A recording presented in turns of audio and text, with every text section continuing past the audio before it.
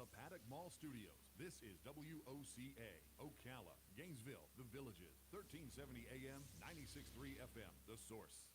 Attention, Welcome back to high school football right here on WOCA. I'm Galen Udold, and I'm joined with the man, John Ivory.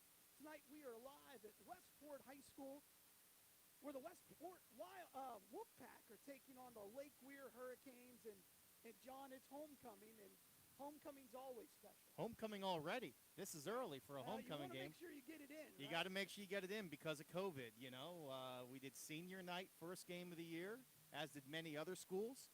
You know, because, yeah, you don't want these guys to miss out on what could be a shortened season if the virtual signalers think it's getting out of hand. So here we go. Well, tonight's going to be fun. For the first time all year, the Wolfpack are virtually at full strength. They're missing one or two guys, but those are injury-related. Lightsey won't play because of the COVID protocol, but everybody else is a go, and that's a great sign. Oh, you can hear music? I don't know. You sound good. You only hear music? You sound good to me. Okay. No, I'm sorry. We're trying to have some technical difficulties here. I've just got some people talking in my ear over here for some reason. Probably. No, but anyways, yeah. Full strength Westport Wolfpack tonight. Gavin Savino will be back under center. So, you know, we thank the good Lord that you know, he's here tonight because Westport really struggled without him under center last week. I mean, the offense was just at a complete stalemate all game. And no disrespect to the guys who were filling in for him in regards to Buster Barnes and Seidel. I mean, they did all they could. I mean, at the end of the day, they were having to play a position that they have not prepared for all off-season, all preseason. So if anything, we've got to give them some props for stepping in and doing as good of a job as I think they did and really hanging with Vanguard for a whole half of football. Well, and they didn't complete a pass in the first half. Yeah. And they were in that football game well into the third quarter. And I think you and I both were kind of surprised by that, just how well they played. And the defense really played well. They should have scored 2 touchdowns, you know, via the interception return, but a couple of drops by the sophomore, and that's a whole new football game. Yeah. Defensively, Westport really stepped up last week. I loved how Larry Brooks. I mean, he was the star of the show. I mean, he was getting in there, making tackles. Anytime the ends were disrupting things, he was cleaning it up. Up the gut there. But like you talked about, two pick sixes dropped by Caden McCarson last week. Hopefully, make that play. Yeah. Hopefully, Dad got on him a little bit about that and said, "Hey, Bought him some new gloves. Yeah, you got to catch those and take those to the house." That was some good highlight films he could have probably sent to some colleges for some scholarship offers. Well, and, you know, you mentioned Brooks, and Brooks is going to be the star again this week because at halftime he's going to be nominated as the homecoming king. Oh, wow. So Larry Brooks is Mr. Everything here at Westport, and that's pretty good from an 8A school. You know, I had no chance at that. You may have had a chance at the homecoming. Yeah, you probably didn't have a chance at a lot of things. Yeah, in high man, school. when you weigh 105 pounds when you graduate high school, there aren't a lot of options for you at the homecoming court. Well, you know, and not only do we have Savino back tonight, but we also have Lightsey back tonight. No, Lightsey's still out with the protocol.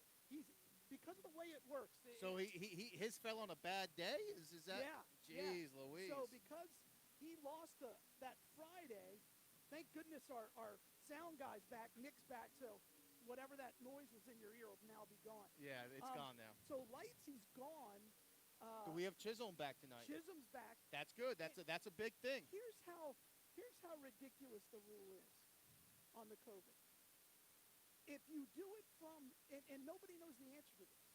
So is it from the time you get kicked out of school? Is that when the clock starts? Or is it the whole day? Because if it's hour to hour, then maybe Lightsey can see. And so what Steve Rim said is, bring your gear, show up, and let's see what happens. So I don't know if he'll play tonight or not. Well, and what I'm hearing now, and I've seen a lot of things on social media about this, and this is even something that I've promoted, is I said, listen, if you guys really value the season, just do homeschooling, just do virtual school for the rest of the year. Sure. Because at the end of the day, all you're doing is you're rolling the dice. You're playing Russian roulette with your football career for the rest of the season if you decide to go to school every day, because you have zero control over someone contracting the virus. So you sit around. You have zero control over a teacher contracting the virus. Then you have to go home. The whole thing is crazy. And what I'm finding out, though, is a lot of these guys are even in a tougher position, the ones who are in the higher academic courses. Like the IB program or taking the college courses, and they're not allowed to do virtual school for those. So there comes a time where we have to use some common sense on this, and it's got to be one of two things. Let's make some exceptions for these higher academic guys to be able to do the stuff from home if they have to. They don't offer it. Or if not, let's use common sense on the protocol and throw all the incubation stuff out the window. Sure. And if you test negative, you can play. Because I use a perfect example, the NFL, okay? The NFL, when a guy tests positive in their facility, they shut down the facility for a couple days. They test everyone, they're negative. The games get maybe delayed 2 or 3 days, but they're not taking into account that 10 to 14-day incubation period. If the NFL's not doing it, why are we doing it here in high school? Well, it should be a trickle-down effect. Absolutely. And what you're talking about really hits home for me. So my son plays high school basketball. He's got dreams of playing in the Ivy League. And this summer he was being recruited by The Rock. The Rock is a private school, and so they play in a completely different league. They don't follow under FHSAA guidelines. And in order for him to go there, he would have been a virtual student, right? And right now he's in the IB program at Vanguard. My other son went through that, got a full ride to Florida State. And so as a parent, what do I want? And he didn't want to go to the Rock because he wanted to go to high school. Yeah. And so as a parent, we talked about this last week. I said, what do you want to do? I said, you could lose 3 games because of COVID protocol. And he said, it's 14 days. Right. He said, Dad, then I can't be an IB student. But here's the crazy thing. This is why it makes no sense. If he's in IB, right, and he gets COVID quarantined. Even though he didn't test positive. Even though he tested positive. And then can't do anything school related. Can't even do it online. So he comes back and all those things feels great. He said, Dad, it's happening in my class. And I'm like, this is I understand that they're trying to do safety program, but when you look at the statistics that they're going to bring, it's crazy. It's really crazy. And thankfully, the way they put it, every team makes the playoffs. So it's not going to decide, whether a team makes the playoff. But it will decide whether a kid can get enough room to get a start. You know what? And I'll be honest with you, Galen. It's. I don't see us finishing the season this year. There's just too much chaos going on. I mean, even you see with the University of Florida right now, they had to cancel the game this weekend. I think they're going to have to cancel the game again. I don't see high school finishing. I don't see college finishing. I could potentially see the NFL finishing. Well, you are a guy who bets the under. Yeah. Right? I am an under guy all the time. And so, therefore, I don't really like you. I mean, give me some hope. Give me some hope. Because if they don't and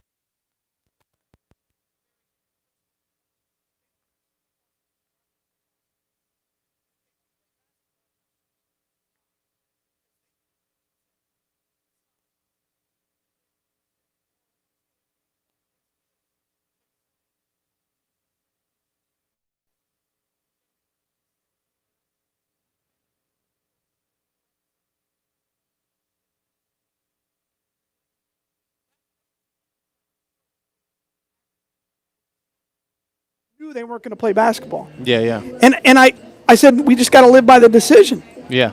So, what will happen if they cancel the season? Every kid is going to find a place to play. And so they'll just go to a gym in the middle of nowhere with people from all over the country and play basketball. Well, I think like they would do with football. Well, I think what's going to end up happening is you're going to see camps and 7-on-7 in football. Oh, sure. you're going to see that become a lot more prevalent in terms of the recruiting and how that works. Because if, like you said, if these guys can't get film out here, what's the only other way to make it happen? And what's stopping someone from doing a camp? I mean, all the camps are independent. I mean, you and I can go host a camp somewhere and do a combine and charge every kid $20 to do it and have all the film we want and probably send it off to every college in the country or even the 7-on-7 tournaments. In the next 3 weeks, my son's going to 2 camps. Yeah. He's going to one in West Palm, and he's going to one in the Orlando because the Ivy League, who's not even playing basketball this year, organized a camp, 4 camps throughout the U.S., and they invited high academic kids. So my son got an offer to that. In April, we were playing in the state of Georgia, and there were 200 kids from all over the country playing basketball, no masks, no problems. Yeah. That's what my weekend would return to. So, again, I love the kids. You can say a lot of things about me, but you can't say I'm not for the best interest of the kids. But you can't take this away from them. You can't take it away from them. I agree. And there are people on that FHSAA board who don't care about the kids. And I had no idea who was on that board until I really started looking. And there's Congress people or people who want to be in Congress. There's school board members who want athletics completely out of the schools. Why in the world would they be on an athletic board? Well, because they're trying to make a name for themselves so they can run for office. I mean, it's a fundraiser. It's what we call virtue signaling. You know? Correct. Just straight virtue signaling. People just talking out of their you-know-whats and not making a whole lot of sense on the rules. And it seems like everything that comes out of their mouth contradicts the next thing that comes out of their mouth. Yeah. So it's unfortunate, and it's at the expense of our young athletes here across the board. Well, you are listening to high school football right here on WOCA, The Source. And before I go any further, really want to thank our sponsors. And that starts with McCarson Electric. He was in here earlier. We were giving him a hard time because his son did drop 2 touchdowns. Just so everyone's just aware. So everybody knows. His dad was actually standing here next to us when we were talking about his son dropping the 2 pick sixes. So it's not like we were picking on the kid on there. We were doing it with his dad here, and he was actually laughing away as we talked about. Great family. Great family, the McCarsons. A lot of boys in that family. Well, the thing about the McCarsons is if there's a family that will do anything for their kids, it's the McCarsons. Sure. And not only their own kids, but other kids too. I mean, they look out for any other kid that's a friend of their kid. They treat them like they're their own. Love it. Love it. We need more people like that in the world. All right, but please call McCarson Electric. Their phone number is 352-812-4486. Call Dave. Tell him you heard about it right here on WOCA, The Source. Over 30 years of experience of doing residential, commercial, industrial, medical. He works at the hospital, so he's fantastic. He's state certified and licensed. He could do site lighting and underground phone, coax, networking cabling, interior and exterior wiring. It's a mouthful. McCarson Electric, 812-4486. He can do it all, and if not, his wife will tell him to make sure he does it all. Yes. Leslie will make sure that he covers all the bases. That is for certain. Also want to thank Life South Community Blood Centers. Thank you very much. Please get out there and donate blood. Right now, we are in emergency need of all blood types because of this shutting down of businesses. We're unable to go to the University of Florida. We're basically the blood center of the SEC, and we can't step foot on a single campus, whether that's high school or college, and that's about 35% of our blood supply. And right now, we're in a lot of pain. So please, just give the gift of life, donate blood. LifeSouth.org.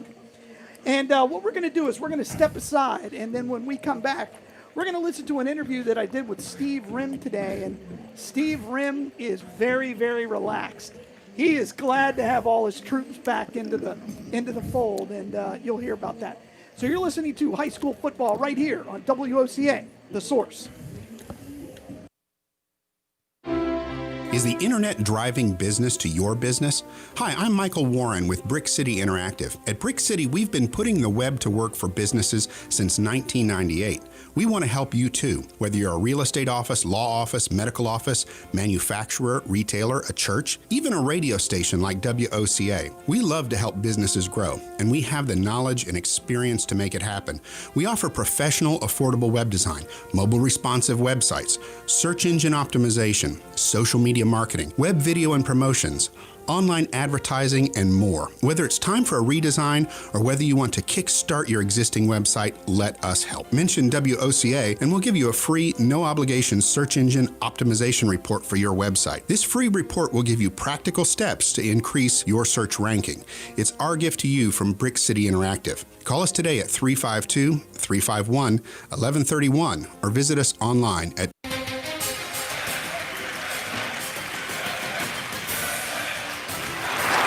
Some would say that this country is in the toilet. Some would even go so far as to say the economy is going down the drain. But we say, if water runs through it, we do it. At Mike Scott Plumbing, we don't make promises we can't keep. We'll be there on time, every time. We promise to work around your schedule and not ours. And we won't charge you overtime for nights, weekends, or holidays. So remember, if water runs through it, we do it. Mike Scott Plumbing, 237-2888. Hi, I'm Sean Scott, owner of Mike Scott Plumbing, and I approve this message. Hey, I didn't know it rained last night. Attention WOCA listeners.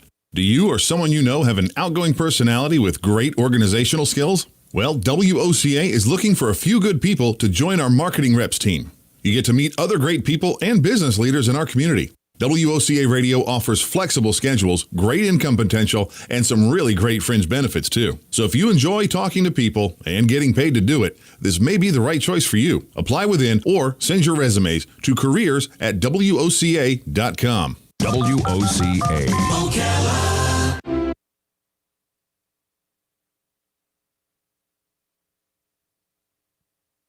You're getting ready to move and you work hard. That's why you call Two Men in a Truck, 352-289-0666. You need pros. Trained professional moving experts to do the heavy lifting for you. That's why you call Two Men in a Truck, 352-289-0666. They care about your things as much as you do, and they do it fast and right. That's why you call Two Men in a Truck, 352-289-0666. Visit twomeninatruck.com and get moving. Two Men in a Truck.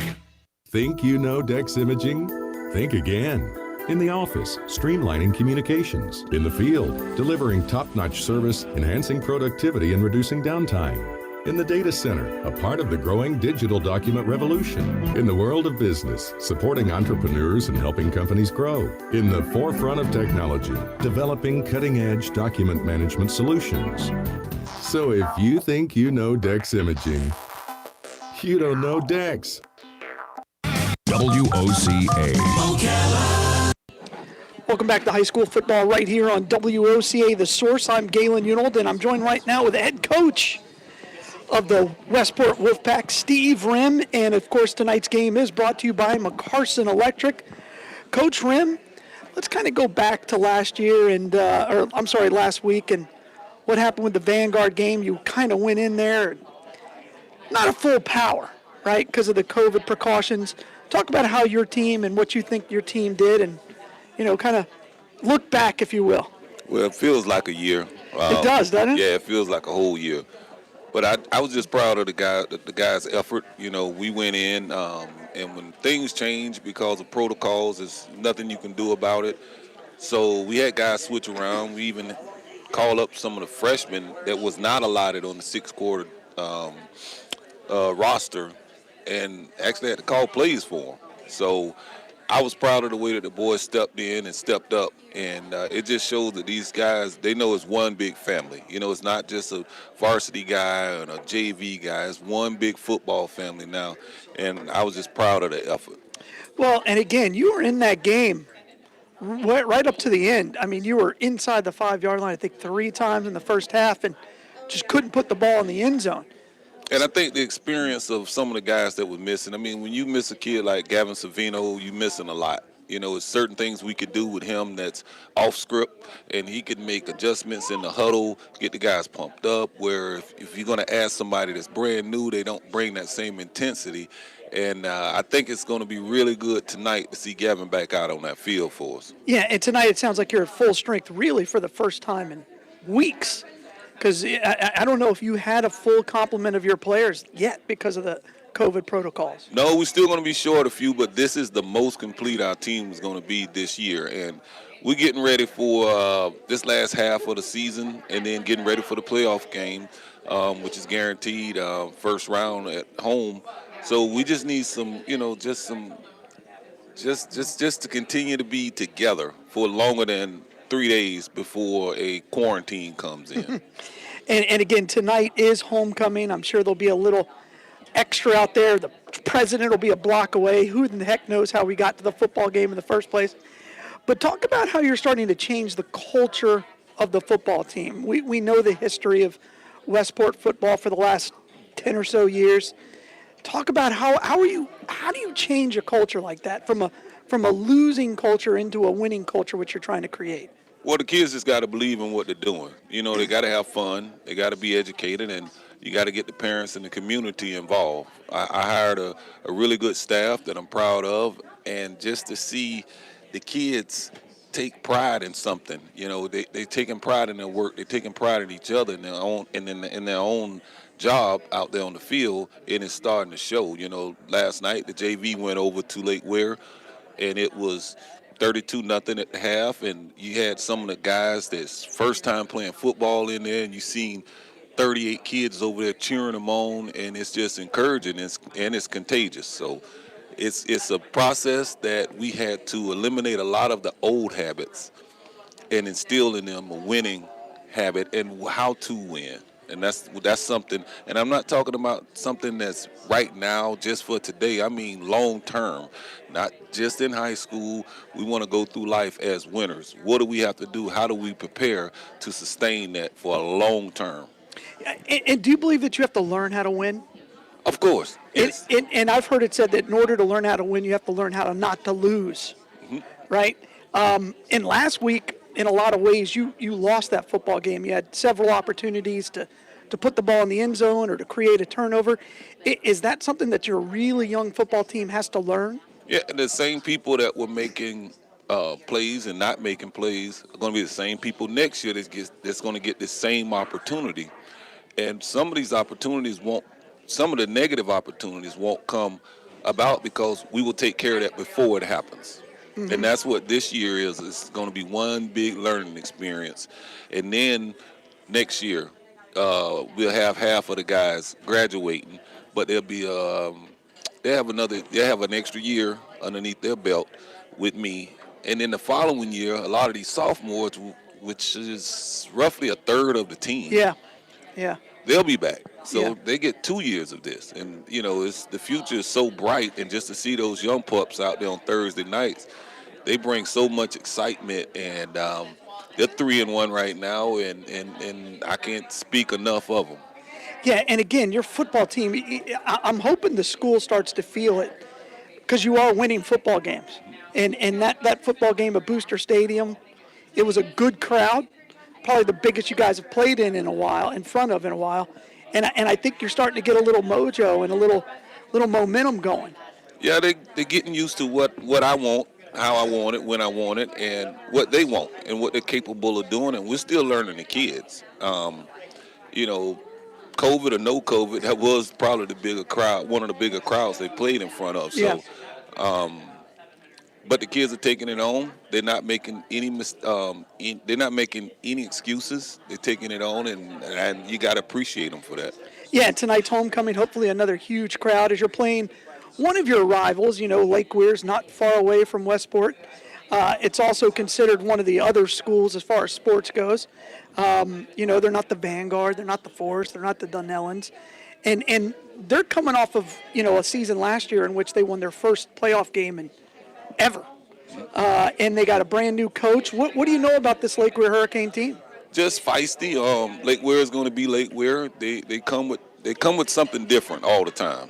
This is going to be the first time we faced an odd front. It took some extra adjusting on the offensive line. You play against Vanguard, you got a 4-3, Sure. and you got Bellevue with a 4-man front. So now it's just, okay, who to block and how are we going to get there. And the kids had an excellent week of practice. And as far as the homecoming, it was good. Wednesday night, Larry Brooks, team captain, actually won the homecoming king. Oh, wow. So, is there a crown big enough for that head? You know, He's a huge he dude. had a problem putting it on. I'll bet he did. He had to roll it. Remember Rollo from Fred Sanford? Remember he had that derby cock to the side? But he shucks. Man, that's funny. Hey. But when he won, they announced his name, and you seen 73 kids run over there to congratulate him. Yeah. And it was, you know, Miss Cruz said she almost teared up because it just made her feel so good, you know, and the kids, they just care about each other. Yeah. You know, and they don't care who scores, you know, long as we win. That's the big thing. Yeah, and again, it's all part of that culture. How much of that culture did you start actually with these kids at the MCYFL level when you had them when they're in 6th, 7th, and 8th grade? Well, I worked with them, you know, hand in hand for 4 months when they were young and developing. Do I like football? You know, what kind of player do I want to be? And it was good to see them go off to high school. Now it's even better to get them again when they're mature and can handle a lot more of the coaching that I couldn't do when they were 6th, 7th, and 8th grade because of the age. Yeah. Well, tonight it's going to be a big game. I can't wait to see this offense really start to click. You know, what we haven't seen consistently is Gavin Savino, you know, with a full complement of the wide receivers and people playing their natural position. So what do you expect from that offensive group tonight? Well, we're gonna open it back up. We did have to kind of close down shop a little bit, and we went to our wing tee and a lot of the short motion. We had some option playing last week with Gavin being out, but just getting him back into a groove, you know. So just keep it conservative and do the things that Gavin can do, and we're not going to try and force anything, and just get back to our Westport football. And again, now you can start running the football a little more consistently because there is that option to throw. Talk about your running backs right now. Miller's out, still recovering from the concussion he got last week. What are we going to see in the backfield with Hopkins, and who else will be back there with him? Well, of course we got Elijah. He ran for another 100 yards last week, sure and did. it was nice. But we got to find legs to replace him because I can't run him in the ground. He can't do it every down. So having Gavin back is going to be a lift because that allows the Larry Brooks, and it's going to allow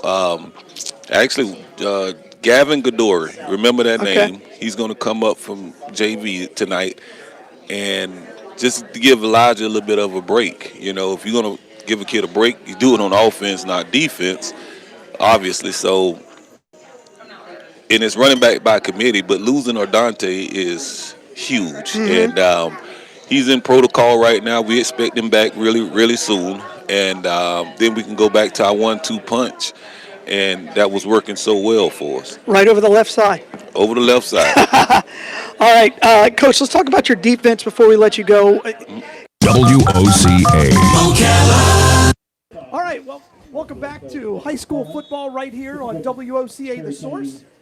I'm Galen. You don't join with John Ivory. The kickoff happened a little bit early, so we're going to cut that interview a little short. They're about 3 minutes early. They took the kickoff and took it to the 31. Now Gavin Savino is going to hand it off on 1st and 10 to Hopkins, and he's hit the backfield for a loss of 2, John, and it's 2nd down and 12. Yeah. You know, wasn't expecting Lake Weir to start off with a nice little stiff stop there for a loss of 3 yards. So I will add Buster Barnes was the one on the return there to the 32-yard line for Westport High School. So, hey, let's see what Lake Weir's got tonight. I mean, Lake Weir's always got pretty good athletes. They're usually pretty weak up front. So let's see what they can do here. So Gavin Savino back off of the COVID protocol is going to be in shotgun. Hopkins is to his right. He's going to drop back. He's going to fire into the flats. He's got McCartan. Parsons up near. Pretty close to first down yards. We'll have to wait for the stop. But we do have a flag on the play. Oh, and it looks like it's a roughing the passer. And I will add, the white hat tonight is my boy, Charles LaRocco. I love giving LaRocco a lot of heck. So we'll see. If he's probably terrified knowing I'm on the radio.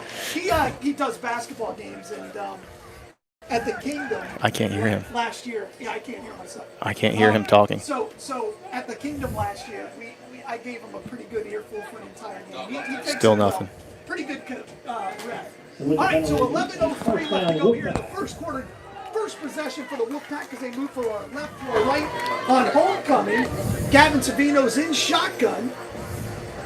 He's going to drop back. He's going to look to his right. He's going to fire deep. He's looking for Buster. Buster reaches and it's just out of his hands. And that'll set up second down and 10. Yeah, so that was just a straight 9 route. Buster Barnes going downfield for the fade. Savino trying to catch him deep. Great play call by Steve Rem there. You're basically at midfield. What?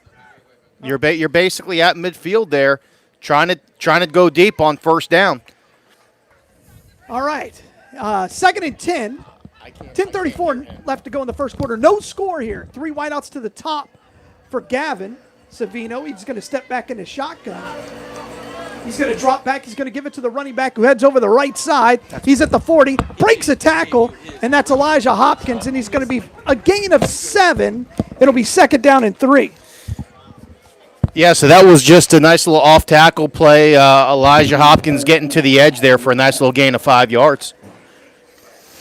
First possession here for the Wolfpack on a gorgeous night, John. The president flew away.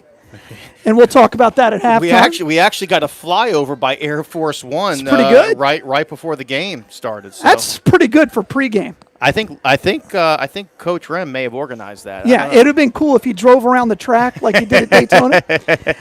All right, so they're going to set it now on the near side. It's going to be 3rd and 5 after the spot. I thought he got more than that. Savino's going to hand it off again to Hopkins. He jukes in the hole, cuts back. It's got a huge hole. He breaks a tackle, breaks 2. There's 2 flags on the play. He's going to pick up 10, but I think that's going to come back for a hold. Yeah, and it looks like, Elijah Hopkins, he's just too much for this Lake Weir defense. He's just dancing around, and no one can tackle him, and he's kind of doing a lot of east-west stuff, which is something you typically coached against, but against a team like Lake Weir, I think he's going to get away with that type of stuff tonight. I will add the tackle was made by number 4 for Lake Weir, Gerald Smith, but they are going to get helped with this penalty. And it's now going to be 3rd and long. It's about 3rd and 15 now from the Lake Weir 49-yard line. Let's see what Coach Rem dials up for the Westport offense. Well, I asked him today if he was going to punt. He goes, I hope not. So now they're going to be in shotgun formation. They're going to have 2 wing backs. The one running back is going to be Hopkins to Savino's left. Savino drops back. He's going to throw a little screen in the middle. Huge hole for Hopkins. He's over the 30. He's got a first down. He's at the 20. One man to beat into the end zone. Touchdown, Westport. Great play call there. I don't think they were expecting that, Lake Weir. They brought a big rush. Lake Weir brought a big rush, and it played right into that screen where he just dumped it right over the top there to Hopkins.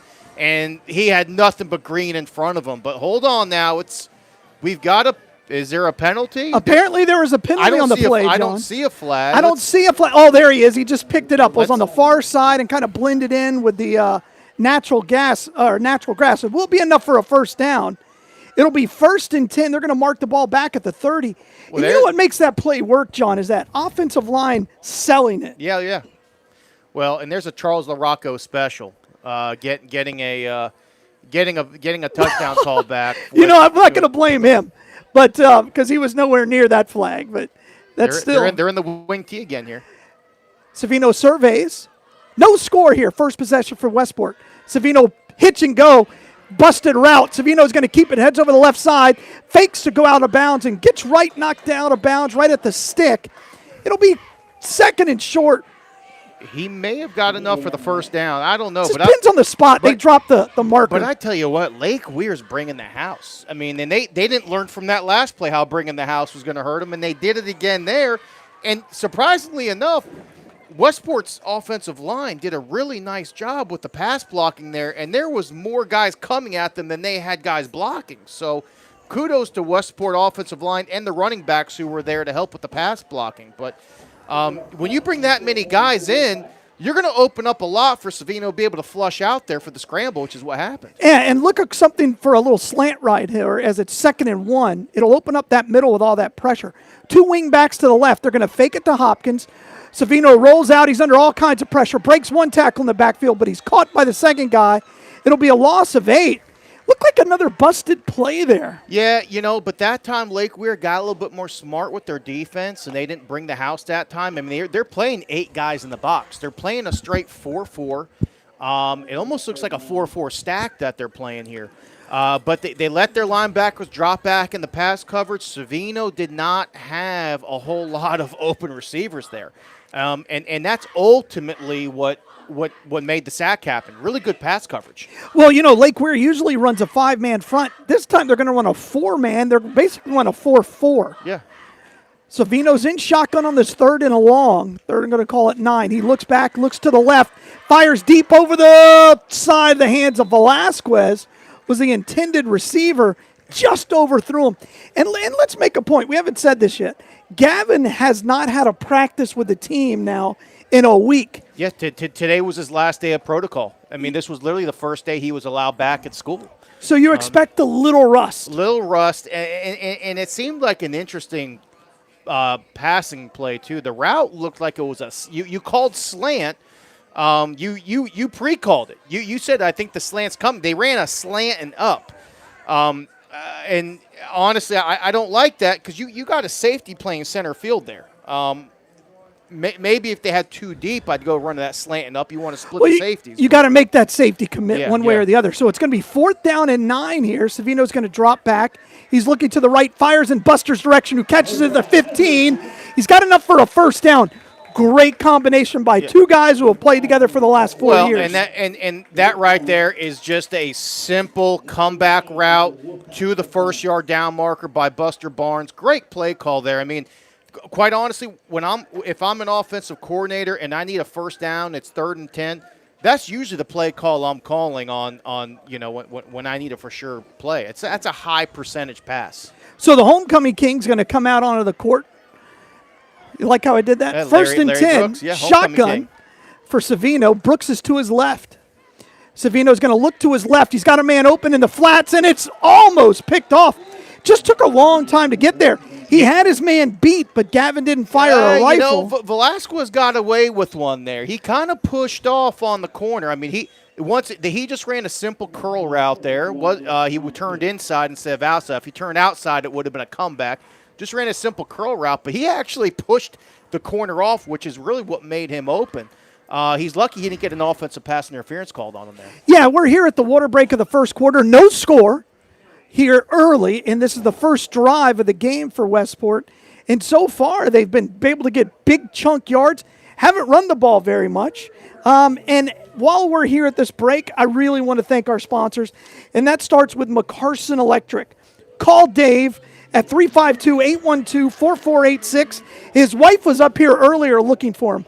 I'm always amazed that somehow people think I know where other people are. I sit in my little box here. I talk on the radio. I have no idea where anybody is. Yeah, well, you're like the mayor. You know everyone, Oh, no. I'll leave that to the Ewers because he's the last mayor. He's my last mayor. How about that?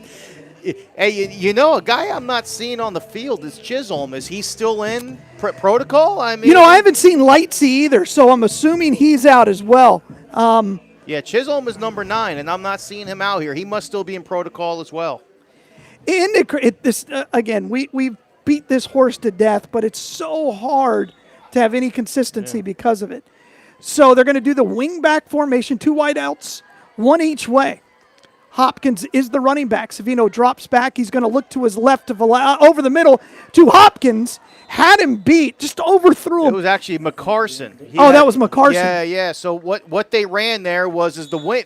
It was kind of a all go route with the exception of Buster. Buster looks like he was running a little bit of a comeback route there, but the two wing backs were just going out for little fade routes there, and he had one-on-one coverage with McCarson versus a linebacker, and he liked the matchup, which is why he threw it that way. But, yeah, just kind of overthrew him a little bit. Again, you got to expect that. The kid hasn't been able to play with his teammates for a week, and just to come out, that's not that simple. Again, same formation. This time the running back Hopkins is to Savino's right. He's going to drop back. He's going to hand it off to Hopkins, who heads over that left side. He cuts it back up the middle. He's got 8. He's got 9. He's going to be brought down right at the flag stick. Depends on the spot. We'll see if it's 4th and short or first down. Yeah, that just looked like a simple inside zone play there.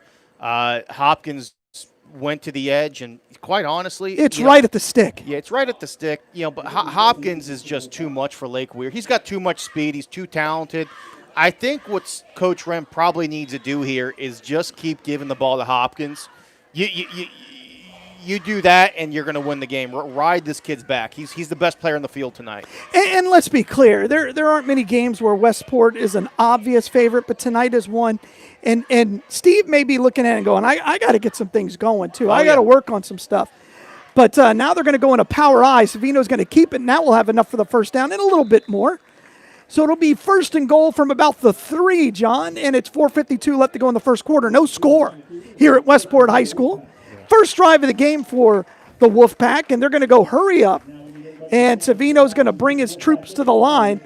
He's going to have 2 tight ends. Now they're going to switch back to the wing back. Leonard Hill in the game at tight end, or at the wing. Leonard Hill at the wing. And they're going to give it to Hopkins, and he's met in the backfield. Poor snap there. Just slowed everything down. And I'll tell you what, the Lake Weir Hurricanes are bringing the defensive ends are crashing. Yeah. And if Savino can keep that and roll out, it's nothing but green grass. And I'm sure Coach Rem sees that, and that was a heck of a play by Preston Guyton, and number 15, the defensive end for Lake Weir. But, yeah, like you said, if these defensive ends keep crashing, I'm seeing a naked boot come in or just a read keep by the quarterback. Let's see. Crowd starting to form in here at Westport. Savino's in shotgun, another bad snap. He picks it up off a hop, has a man wide open in the end zone.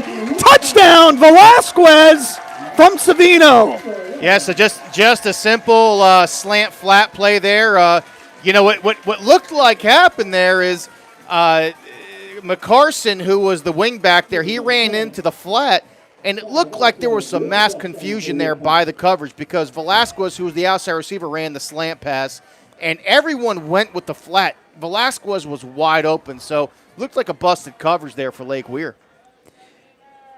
And Gavin had a real sense. That ball was off to his left. He knocked it down, picked it up on a hop, and put it in. And there's the extra point, and that's good. Is that the first extra point by Westport? Wow, this year? I can't see that number. Can you guys make out that number? Don't know who kicked it, but the extra point is good. Looks like it was. And it's 7-0. Wolfpack. Number 13 for Westport. I don't even have a Westport roster, but well, I gave you one. Doesn't here? Here we go. But yeah, looks like that's Kieran Ball. Kieran Ball made the kick there. So now I got one. So it's 7-0 here with 4:02 left to play in the first quarter. Good opening drive by Westport. Nice and long, and they did a little bit of everything. Yeah. Didn't really establish the run unless they needed to. But Savino looked very calm on that last play. Yep. And I think if they just keep balanced here and just keep feeding Hopkins the ball and figure out ways to get him the ball, I mean, that screen play that they called was a really nice thing until, of course, the Larocco staff called it back. But, I think we're going to be seeing a big dose of Hopkins tonight. You know who is a huge man? Who's that? Trey Stokes' dad. That is a huge human being. He's in the Army. I think he's still in the Army. Is that him on the sideline? Yeah, I mean, he's the buff guy? like, if you're like, all right, I'm going to swap body for a day. Yeah. I'm ready. Let's go. Now, granted, he doesn't eat. He just drinks protein shakes. But he's just a huge human being. Well, hey, and by the way, great guy. Guy. I'll say something. Here's interesting. Westport is actually lining up the kick on the right hash. Well, I have a story to tell. We talked about this at lunch today, Steve and I, and he goes, man, I don't know what I'm going to have to do to get these kids to kick the ball out of bounds. And he goes, I'm just going to stand there on the sideline with my hand up, and they're going to kick it to me. That's basically what he does. It stays in bounds, picked up at the 15. He's going to head over up midfield. He breaks a tackle, breaks another one. He's over the 35. He's over the 40. He's got a bit of an alley, breaks another tackle. He's got a whole bunch of Hurricanes that's pulled down from behind all the way out to the 30-yard line. And Steve Rim's like, how can you not kick the ball out of bounds? And that was number 21, Eugene Reed for Lake Weir on the big return. I tell you, he was rumbling down the field. He's a big boy, and he was moving. And thankfully that was number 18, Zacchaeus Cannon for Westport with a touchdown-saving tackle. So, Lake Weir fields the ball from about their own 25, and they take it all the way to the Westport 30. So, bad kick coverage by Westport. Let's hopefully see if they can rebound here on defense. And we haven't talked much about this Lake Weir team, but they're going to be quarterbacked by Ernest Flythe. He wears number 161, 170 sophomore. He's in shotgun. On each side is Elijah Williams. There's a handoff to a Williams. He drops it, keeps his legs moving, and manages to pick up 3. That'll be 2nd and 7. Yeah, and the defensive line comes up big there. I'm trying to get a read there on who actually made that tackle. I mean, it's probably safe to say it was Larry Brooks, but I think it was. Yeah. I think he flowed over there and was able to drag him down. But good gang tackling by Westport, and that's the one thing I've seen them doing a lot this year. Great gang tackling. And Lake Weir comes into this football game 1-1. Now they're going to set up the I formation. First-year head coach Cullen looking for his 2nd win of the season. Long snap count. Now they're going to do a toss sweep to Williams, who heads over the right side and is met after maybe a yard gain, depending on the spot. They'll set up 3rd and long. Ball sits right at the 27-yard line. And that's our guy, Larry Brooks, on the stop again.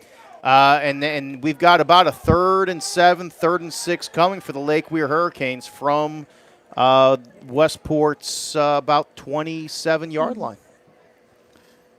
2:20 left to go in the first quarter. Wolfpack scored on their opening drive. This is Lake Weir's opening drive. They're moving from our right to our left with their white shirts and purple pants. 2 running backs. Now they're going to send a man from the slot to the other slot. They're going to give it to Williams, who heads over the right side. He's at the first down marker, and he's hit. Depending on the spot, it's going to be 4th and short, maybe about 1.5 yards. Coach Cullen, I'm pretty sure, is going to go for it in this situation because they didn't even have anybody practicing kicks before the game. Yeah, and it's interesting watching the Lake Weir offensive line here. It was a run play. They're in the shotgun. They got 2 backs on each side of the quarterback, but it kind of looks like the offensive line was in like a pass set blocking. It was. I mean, so I don't know. We'll see if they keep doing this. 4th and a long one here. Flight is going to be in shotgun. Now there's a flag on the play. Looks like there was some movement on Lake Weir's. No, they're going to call that on the Wolfpack. It's going to be a infraction of the neutral zone. So it'll be an automatic first down after the 5-yard penalty. That'll move the Hurricanes inside the 20. So Westport gives one away there. Yeah. They had a 4th and 1, had a chance to make a nice stand there, and the encroachment, unfortunately, gives them an automatic first down. 1st and 10 from the 15, we'll call it. 1:11 left to go in the first quarter. Wolfpack leads 7-0. 5 wide, empty set coming here for Lake Weir. 3 to the bottom, 2 to the top for Flythe. He calls the snap. He drops back, looks to his left. Now he's going to roll out. He's got a lot of room. Now he cuts it back up the middle, picks up 6, and then he's met. It'll be a stop right there. It'll be 2nd and 4. I think that was the design there. I don't think he was ever meant to even pass that ball. I think what they were doing was they just wanted to spread it out. They wanted to get everyone out of the box and let that athletic quarterback Flythe go ahead and make a play, and that's exactly what he did. And he is athletic. Make no bones about it. I mean, he's just a sophomore, and he's a leader of this team. Same formation. Flythe's in shotgun. He's going to drop back. He's going to look. Now he's like, no, I'll keep it. Rolls out to the right side. Breaks a tackle and then's met right at the line of scrimmage. He didn't pick up any yards, but he ran about 15 to get it. Yeah, Rowland Richardson, the defensive end, he had him in the backfield. I mean, he crashed down hard, had him, but Flythe was just too much for him. Spun out of it, rolled right. Ended up getting a little bit of a decent gain, but thank goodness for our guy Larry Brooks. if not for Larry Brooks, he might be off to the races for a touchdown there. Well, that'd be the end of the first quarter, and you are listening to high school football right here on WOCA, The Source.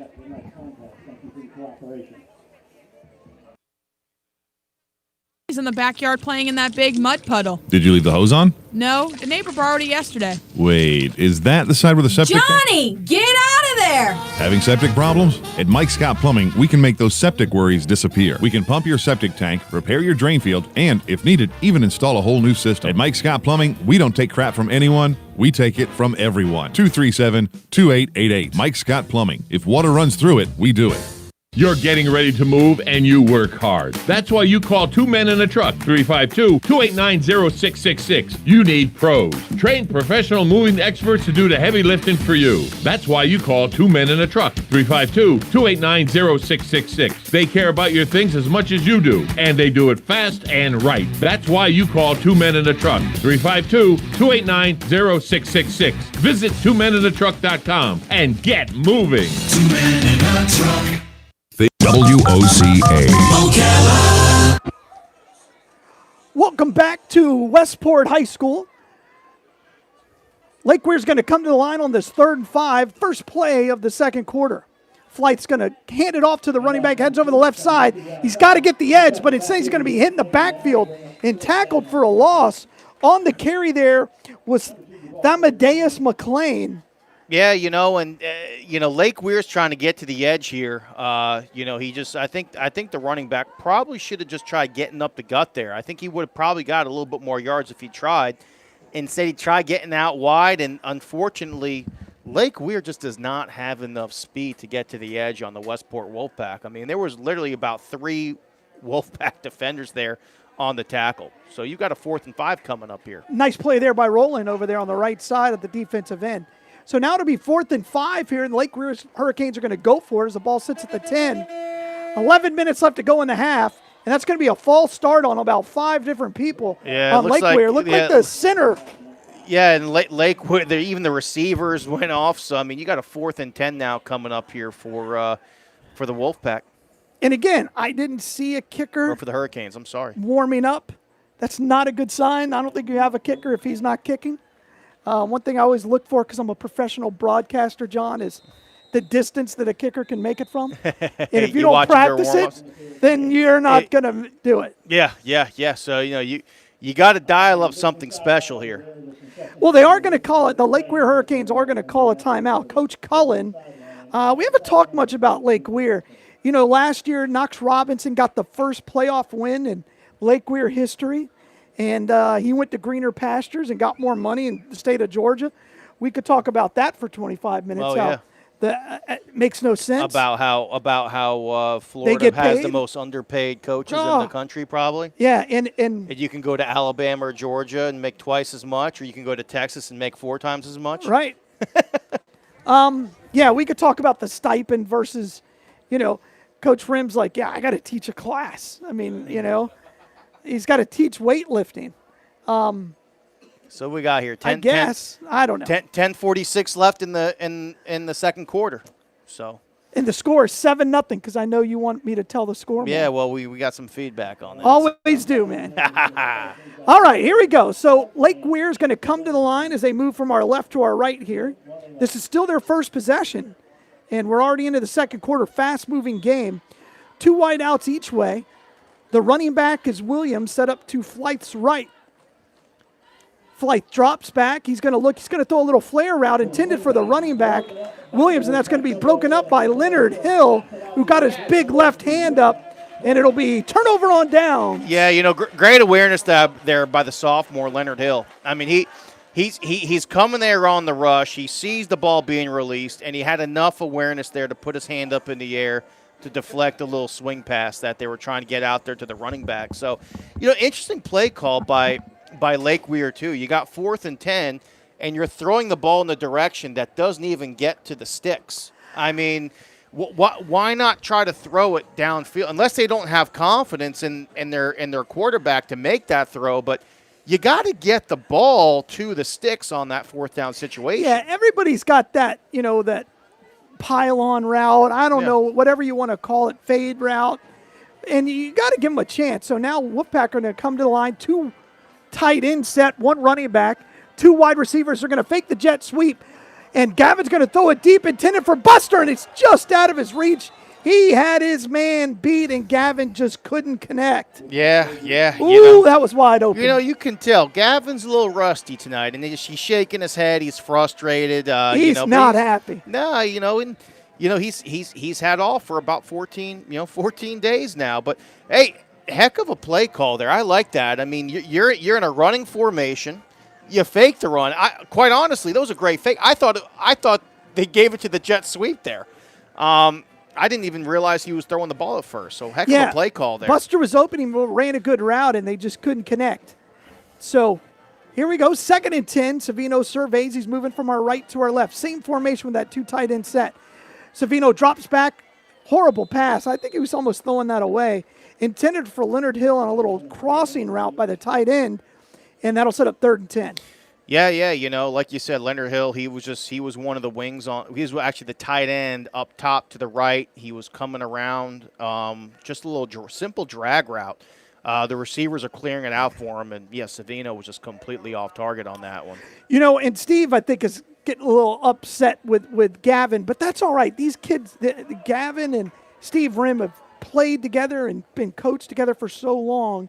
Even though this is Steve Rim's first year, Gavin trusts Steve Rim. And well, he should, because he's helped them out a lot. Absolutely. 3rd and 10. Same formation, 2 tight ends, 1 wide out each way. Gavin's going to drop back. He fires over the middle. Oh, and he hits a guy in the hands. And I think somebody heard some footsteps there and didn't really commit to it. Yeah.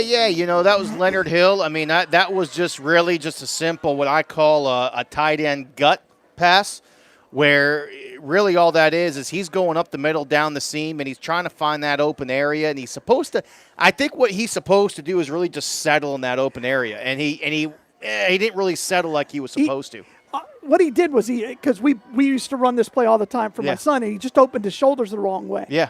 And then I think he heard footsteps and didn't extend. Yeah. He had a lot of Lake Weir players around him. High snap for Buster. He's going to do the punting, puts his left foot into it. High, kind of a wobbly end over end that travels about 6 yards and then bounces backwards, and Buster recovers his own punt and downs it. That'll go in the books as officially a 8-yard punt. Yeah, that's an ugly punt. It went 80 yards in the air. Yeah. I tell you, they got to find some soccer players to come on out. I mean, what's going on? Kicking a football off a punt is not the same. Yeah, but even when I was in high school, somebody. It was always soccer players that we would find to be the punter and the kicker. Sure. Well, punting isn't very glamorous. All right, great field position here for the Lake Weir Hurricanes. They're going 5 wide again. They're going to have it 1st and 10 from their Wolfpack 25. Flight calls the snap. He drops back, looks to the right, under all kinds of heat, rolls out. He's trying to get back to the line of scrimmage, and he's going to be pushed out of bounds after about a 2-yard loss. That'll go down as a sack. Great play there by the Wolfpack. Yeah, Flythe is just getting no protection whatsoever. I mean, he dropped back to pass. Literally, probably about 1 second he had before he got flushed out of the pocket and had to scramble for his life. Yeah, I think they'll give the sack to Cedric Strickland there officially. 2-yard loss. Well, now after the spot, they're going to call it a 3-yard loss. Ball moves back to the 26. 8:35 left to go here. Westport High School. Want to thank McCarson Electric for presenting tonight's game. I'm Galen Unel, joined with John Ivory, and we're right here on WOCA The Source, 96.3 FM and 1370 AM. That's going to be a long delay of game. I thought that started, your clock in your head starts going, and that'll be 2nd and 17. I'm actually shocked LaRocco can count that high, so I need to send in the tape. If you're an official, the last thing you want to do is be on Twitter, right? You want to stay off of social media. But LaRocco's as active as anyone on social media. I know. So. I know. That's why I think it's hilarious. 2nd down and 19, they're going to call it. Flight's going to fire it out into the flats. He's got a man open. That'll be a nice pitch and catch. and it'll be 3rd down and about 8. But we do have a flag on the play. Oh, that's in a weird spot too. The flag's at the 35 on the near side. The passing catch was to the far side. I think they're saying it's a holding. That's a weird spot for a call. Yeah. No, they're going to call that against the Wolfpack, it looks like, because he's talking to the coach. And he's like, do you want the penalty or do you want to decline it? What do you want? He's got to take it because if he takes it, it's an automatic first down. Well, depending on what the penalty is. If it's, I think they're saying there it's a hold. There are very, very few automatic first downs in high school. Well, I think they're saying it's a hold. If it's a hold, it's not an automatic first down in high school. Not. So you're telling me a defensive holding is not an automatic first down? It's 10-yard penalty. Okay. Well, I guess I got to learn these high school rules. Well, now, Grant, I want to be clear. Each officiating crew seems to be a little different. But this happened to Vanguard last year where the guy just pulled his receiver down, and it's just a penalty. No, it's on the defense. It's on the offense. They're calling it on the offense, yeah. That was weird. Well, it's interesting because, what they ran there basically was they had 2 running backs in the backfield. They both ran in the flats, and then the 2 outside receivers were running 10-yard out passes, and it looked like he threw the flag in the area of where the receiver was. So, yeah, I'm really confused on who the holding was on. So it'll be 2nd down and 22. This drive started off at the 25. Now the ball's all the way out to the 41. Flight's going to drop back. He's under pressure. He fires a little duck intended for the wide receiver, and that's going to be incomplete. Intended for Cindric Brown, and that'll set up 3rd down and same yardage. Flight is just getting no protection, but there's 2 flags. I think they're going to get a roughing the passer here. Not an automatic first down. I'll be honest. I don't like this call. I didn't see it. I thought it was clean. At the end of the day, I mean, all this is Lake Weir's not blocking. So it's an automatic first down because it was a personal foul. And, of course, LaRocco's the one who threw the flag on that one. So he did that with authority, too. Yeah, he did. He looks like he's kind of mad about it. I don't mind that, man. If you're going to call it, call it. And now, after all of these shenanigans, it'll be 1st and 10 from the original line of scrimmage right at the 25. So let's just start all over at 7:41 left to go. And your boy has decided to slow this game to a grinding halt. Yeah, let's just hope he doesn't turn this into a Ricky Howard type game. Stop it. You're not allowed to say that name on my air. Woo, I have dreams about that. All right, 2 wide outside each way for Flythe. He waits for the snap. Now he's going to drop back, looks to his left, now back to his right, fires over the middle. He's got a man, and it's dropped. Oh, wow. Oh, Lee Gadsden had it right in the old breadbasket and dropped it. Yeah, Gadsden was just running a little bit of a skinny post. I don't know if that was Gadsden. Was that number 10 or 18? Or is that Lancelot? I thought it was 16.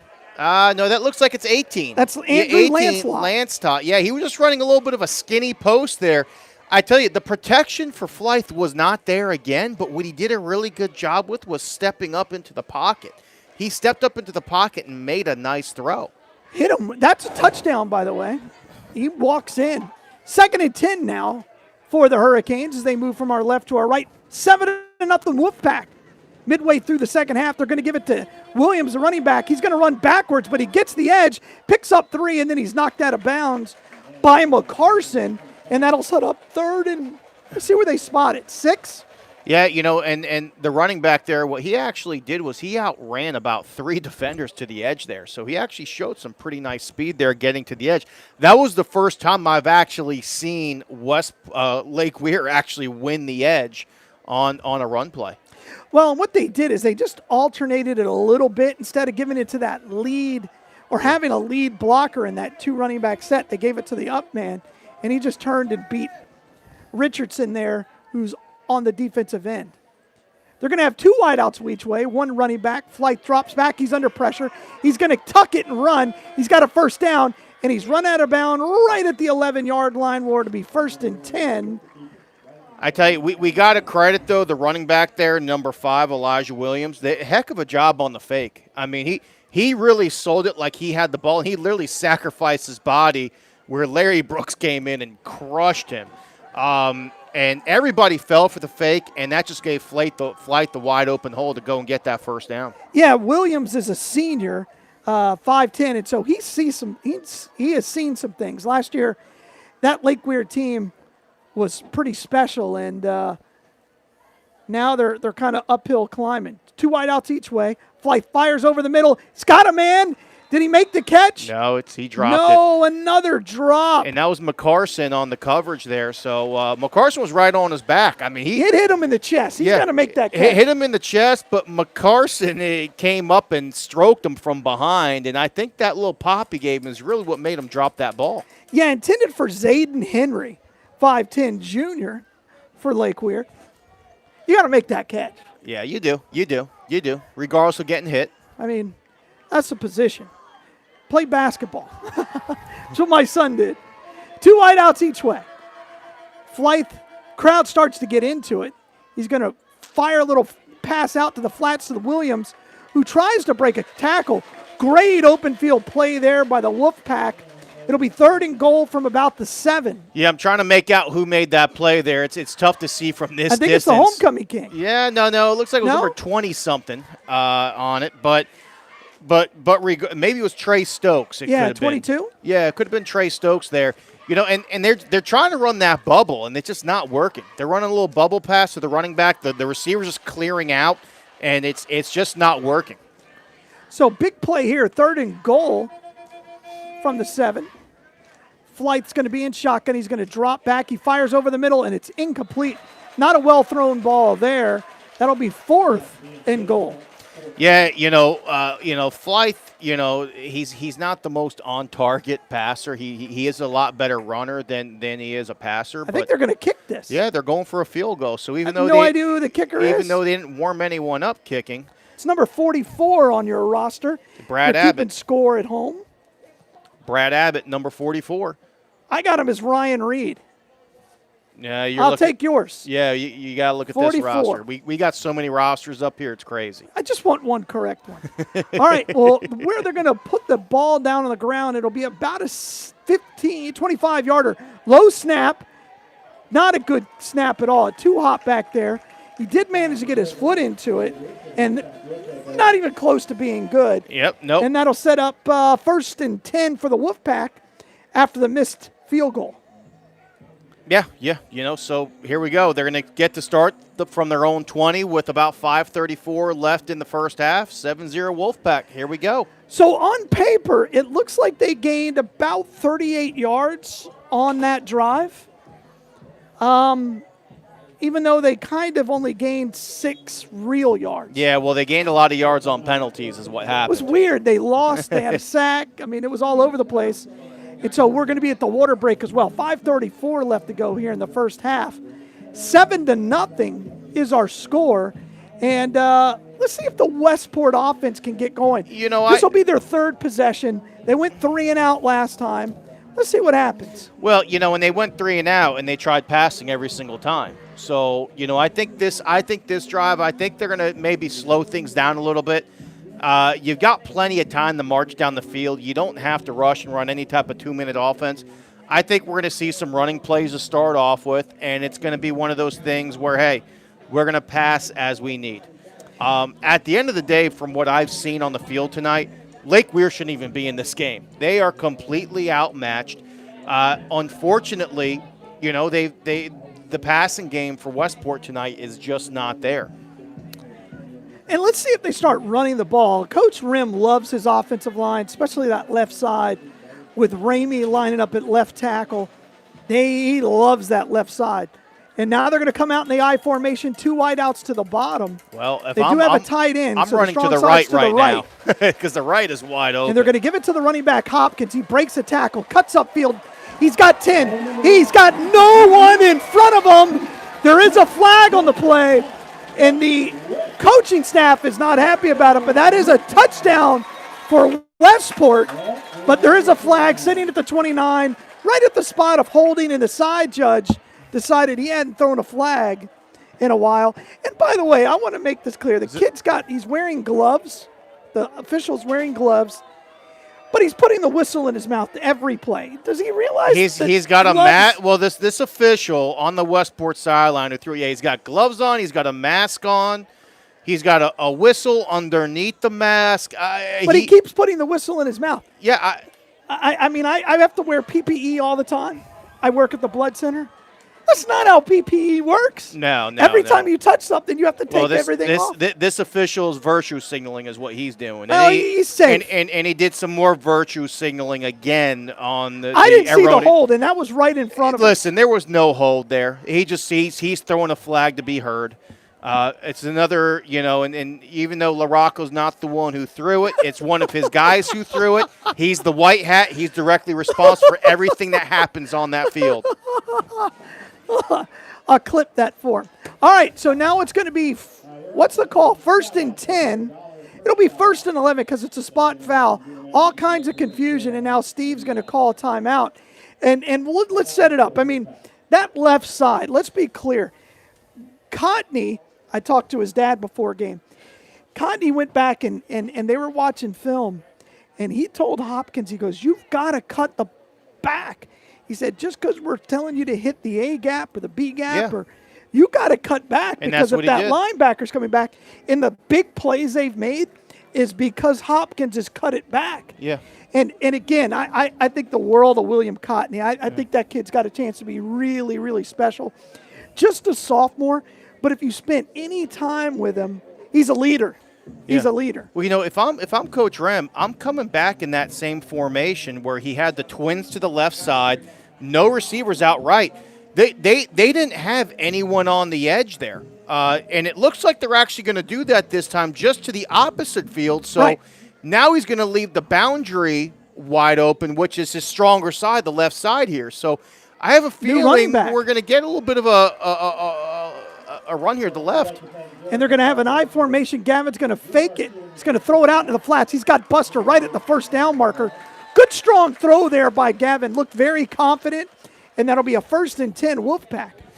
Yeah, and that looks like it was Buster on the catch there. So, just now we've got about a 2nd and inches, it looks like. Yeah, new running back in the game. I'm trying to make out his number. I think this might be the JV kid that he was talking about, who he moved up. Might be. I can't read his number, so I don't know. Yeah, we got black numbers on dark teal jerseys. It's terrible. I think it's Gianfresco. I think it's 26. Don't hold me to that. We'll check it out. Not a big kid at all, but apparently he is fast. 2 running backs each way, 2 wideouts each way. They're going to give it to him. He cuts up the middle, picks up 3, just put his head down and got what he could get. And they gave him the first down there, by the way. Yeah. It looks like it's Gavin Goodori. Oh, fumble. Oh, the ball came out, and it'll be Lake Weir football. Did you get a number? He's saying he was down. Gavin Goodori is who the running back is. He's the young guy who he's talking about moving up. And, he looked like he was down to me as well. I didn't think that was a fumble. Another LaRocco special. But hey, you regardless, you don't put the ball on the ground even when you're down. Even when you're down. And you can't see it from here. I mean, let's be clear. That happened right in front of the official's face. But nonetheless, great field position again for Lake Weir as they move from our left to our right. 7-0 is the score. 4 minutes left to go in the half. Flight is in shotgun with Henry and Williams to each side. He's going to fire deep, and that's going to be way overthrown. Do that into double coverage, intended for Lee Gadsden, and incomplete 2nd and 10. There's no rhythm to this passing game for Lake Weir. I'm watching the routes that they're running, and the receiver. You've got 2 receivers running into the same spot. There's really just not a whole. And I'm even watching the routes these guys are running, and there's nothing crisp or smooth about them. I'm just a lot of rounded corners. Yeah. There's nothing crisp about it. So, and no disrespect to the coaching staff, but that kind of comes down to coaching. Who's coaching these receivers? And again, no offseason, brand new staff. Yeah. Tough for them. 2 wideouts to the top, 1 to the bottom. 2 running backs for Flight. He wears number 1. He's going to drop back. He's looking to his right. Now he fires to his left, and that's going to be into coverage. Hopkins had that in his hands. Oh, no, that's Velasquez. Oh, that was Velasquez. And here's what great coverage by Velasquez, but he went up with one hand. He tried one-handing it. If he would have went with 2 hands, he probably intercepts that pass. You got to make that catch. Yeah. Not a hard catch. But go up with 2 hands. Go up with 2 hands, There was no reason for him to try to one-hand that. Woo.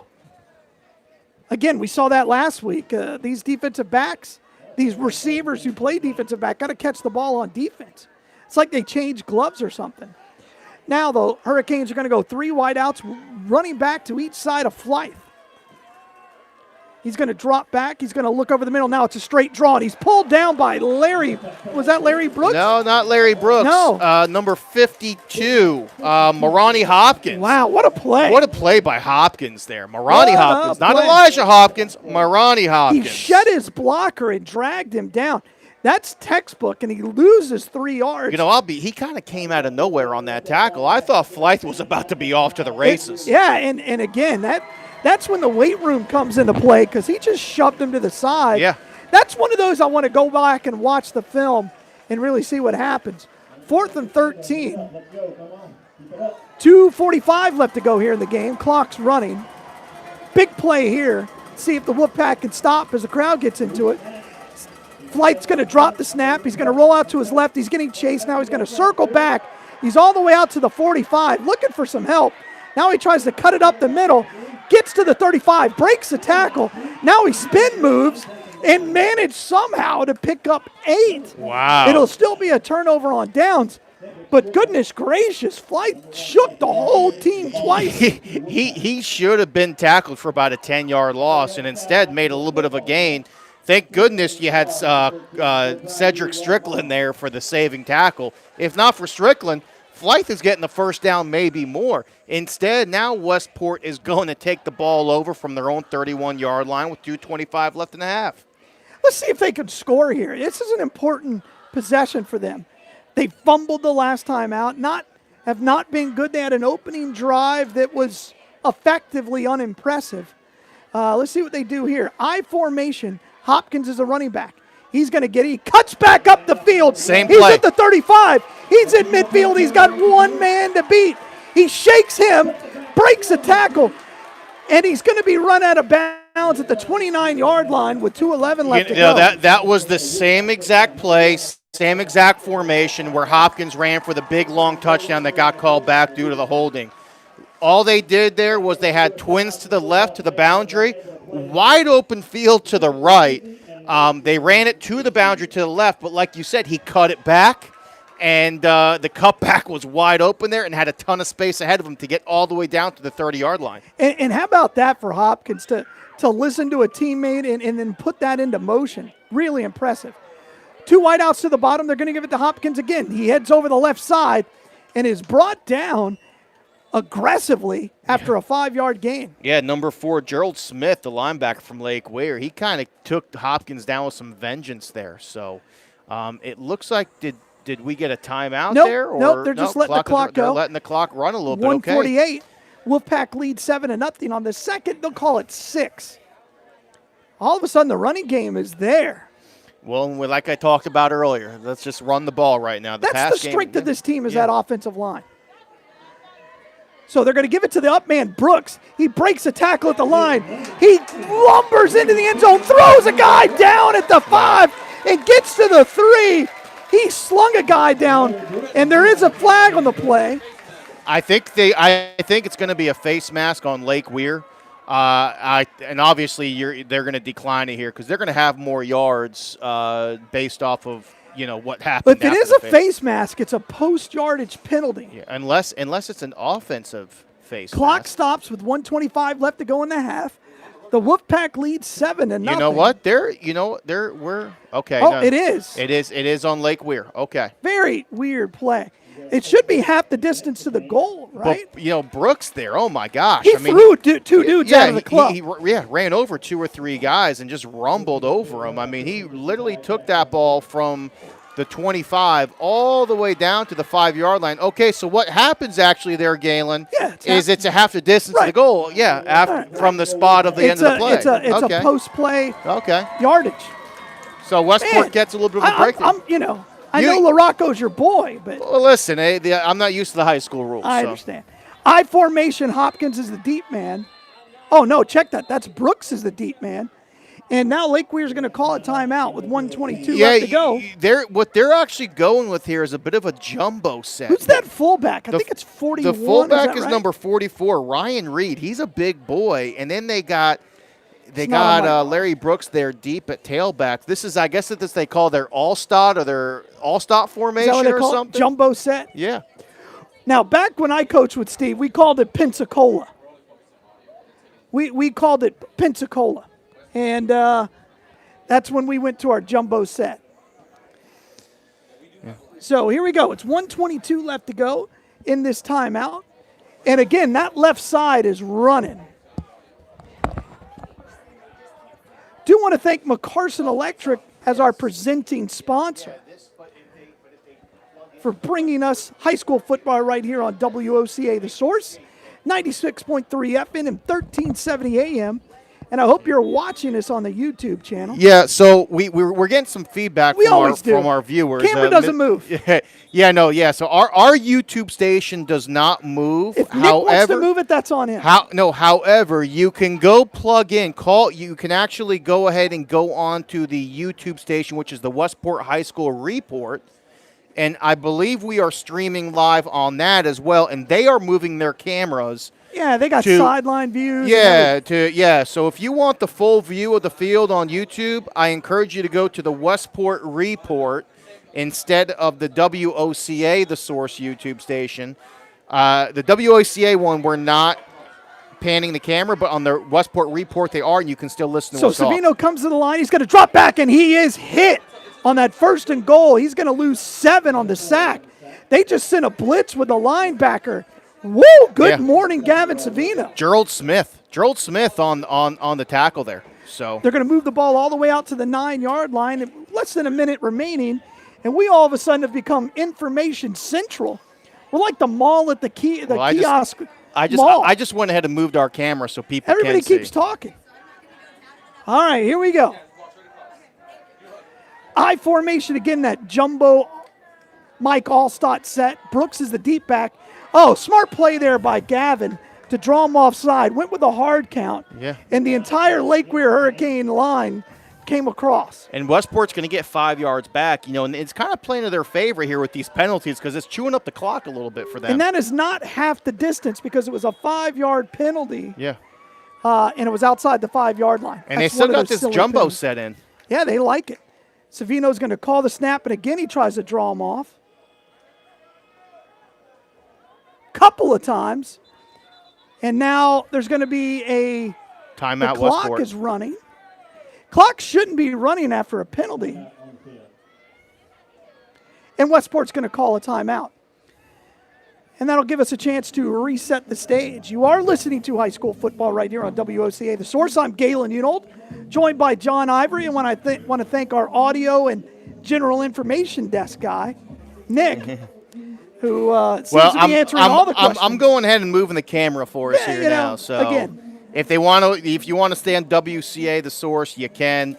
However, like I said, the Westport Report, I think you're getting multiple camera angles from that one, so you're probably going to enjoy the game a little bit more if you watch that one. Our audio is streaming live on either station, so it really doesn't matter which one you watch. I just think that Galen probably likes to see how many viewers he's getting on his WOCA YouTube. Because I'm well past that in my career. Hey, I will tell you, coming up at halftime, we're going to get a report from the Trump rally from our very own John Ivory, who was there at that massive COVID spreader event. Yeah, He was peacefully protesting. We were peaceful protesters. I heard a little bit on the radio, and Trump is so good live. All right, I formation, 2 tight ends, 1 wide receiver. Savino's going to pitch it, toss to Larry Brooks. Good luck trying to stop him. Touchdown, Brooks. That was almost disastrous. I mean, Savino was getting hit as he was tossing the ball to Larry Brooks, but Larry Brooks is just too much. I mean, no one's tackling that guy. No one wants to be in his way. Not at this level. And again, I mean, he's a grown man. He's a man amongst boys. During our interview today, and we had to cut it short because Westport likes to start things early. But during our interview, I joked about Brooks being the homecoming king. And I'm like, how in the world is a crown going to fit on that head? And Steve Rim almost lost it. It was pretty funny. Ball's going to come in for the extra point. Good snap, good hold by Buster, and is it over? Yeah, Barely. we got the Not extra good point. from the 6-yard line, but it is good. 14-0 Westport. I have a feeling part of the reason why Larry Brooks won is I think people were scared not to vote for him, right? I mean, look at he's an intimidating human being when you look at him. I mean, I'm not saying he bullied anyone, but I just think I'm not saying he didn't. But you're not saying he didn't either. But I just think when people look, when his classmates looked and said, "Oh man, we better vote for this guy." You want me to vote for you? Yes, yeah, sir. because if we don't vote for him, it could be some reckoning coming if he doesn't win this. He's a big boy, and I mean, by any measure, he's a big boy. He wears number 7, which looks kind of silly on him. He's 6 foot 248. I don't think he's 248. I think his football playing weight's more like 255, and he's got really good feet. So 14-0 is our score. 20 seconds left to go here in the half, and Westport's going to kick it off. And if this ball lands in bounds, that's a problem. Yeah. I guess Coach Rem would rather give them the ball at the 35 on an out of bounds rather than letting them return it past the 35. That's how little confidence he has in this special team. Just kick it out of bounds. I mean, you're up by 14 with 20 seconds left. Your defense is playing extremely well. Your special teams have hurt you because you had a punt for 7 yards, and the reason they got good field position in the first place was because of the kickoff return. Just kick it out of bounds. Well, and this time they're not on the hash, but they're close to the hash. They're splitting the hash in the center of the field. So now we're at a new alignment. Ball is going to put his foot into it as he adjusts the setup. They're going to kick it deep. It's going to be fielded on the run. Bounces off of his face mask at the 20. Gets a great hop. He's going to head over the left side, and he's brought down right there. Ball comes out. Lee Gadsden on the carry there for Lake Weir. I think Westport may have hopped on it. The Westport is all pointing They're their way. Everybody's pointing that way except for the officials. We're waiting. No call yet. I guess they're going to say Lake Weir recovered. It'll be 1st and 10. But Westport, Lake Weir, 13 seconds left. Well, I don't get that. Westport came up with the ball, but Lake Weir gets the ball. We're going to have to get an explanation from LaRocco on this one. Good luck with that. I'm tallying. I'm tallying all this stuff for LaRocco here tonight. It's awesome. All right, 1st and 10. You warned me in the offseason. You're like, you're sure you want me in the box? I'm like, yeah, somebody else needs to get yelled at for a change. 13.6 seconds left to go in the half. Flythe is in shotgun. He's going to drop back. He looks over the middle. It's got time. Fires, and it's going to be incomplete. Intended for Williams on a little wheel route by the running back. That'll set up 2nd and 10 with 7.8. Yeah, and once again, just these receivers, they just look like they don't practice routes very much for Lake Weir. I mean, number 5, he's running with his arms flailing, around and looking for the ball before it was even released. I mean, listen, I'm a former receiver. I've coached receivers, pretty much my whole coaching career, and I've always taught my receivers, don't peek. Don't start looking for the ball before the ball gets to you, because the second you do that, you're giving it away to the defensive back that you're about to get that ball. Yeah, it's not rocket science. And now they're going to set the clock. I think they're going to keep it on the field because it should be 7.4 seconds. Clock says 2.9. But the clock ran. They kept the clock running even though there was an incomplete pass. And another ref who's got white gloves on. We're not going to see those. But they're going to put 7 seconds on the clock. 14-0 is our score. We're probably the last play of the half here for Flythe and the Lake Weir Hurricanes. He drops back. He's going to look to his left. Now he's under pressure. Tucks it and run. Breaks a tackle. Sugars. Shakes. He's almost up the midfield before he's brought down from behind. And there's a flag on the play. Yeah, I'm not sure. I mean, that looks like may have been a face mask of some sort. I don't know, but it looks like they're going to wave off the flag, or I guess it was on the offense, or it may have been on Lake Weir. So end of the half there. So yeah, and so that'll bring us to the end of the half. 14-0 is our score, and we're going to be back. And when we do, we're going to hear all about the Trump rally from John Ivory. Coach Cass isn't here to regale us with some great stories, but halftime can only be heard on WOCA The Source on the YouTube channel. So you want to hear John, you better make sure you're tuned in to the right station. But you are listening to high school football right here on WOCA, The Source. You're getting ready to move and you work hard. That's why you call Two Men in a Truck, 352-289-0666. You need pros, trained professional moving experts to do the heavy lifting for you. That's why you call Two Men in a Truck, 352-289-0666. They care about your things as much as you do, and they do it fast and right. That's why you call Two Men in a Truck, 352-289-0666. Visit twomeninatruck.com and get moving. 2 Men in a Truck. Think you know Dex Imaging? Think again. In the office, streamlining communications. In the field, delivering top-notch service, enhancing productivity and reducing downtime. In the data center, a part of the growing digital document revolution. In the world of business, supporting entrepreneurs and helping companies grow. In the forefront of technology, developing cutting-edge document management solutions. So if you think you know Dex Imaging, you don't know Dex. Attention WOCA listeners. Do you or someone you know have an outgoing personality with great organizational skills? Well, WOCA is looking for a few good people to join our marketing reps team. You get to meet other great people and business leaders in our community. WOCA Radio offers flexible schedules, great income potential, and some really great fringe benefits too. So if you enjoy talking to people and getting paid to do it, this may be the right choice for you. Apply within or send your resumes to careers@WOCA.com. Is the internet driving business to your business? Hi, I'm Michael Warren with Brick City Interactive. At Brick City, we've been putting the web to work for businesses since 1998.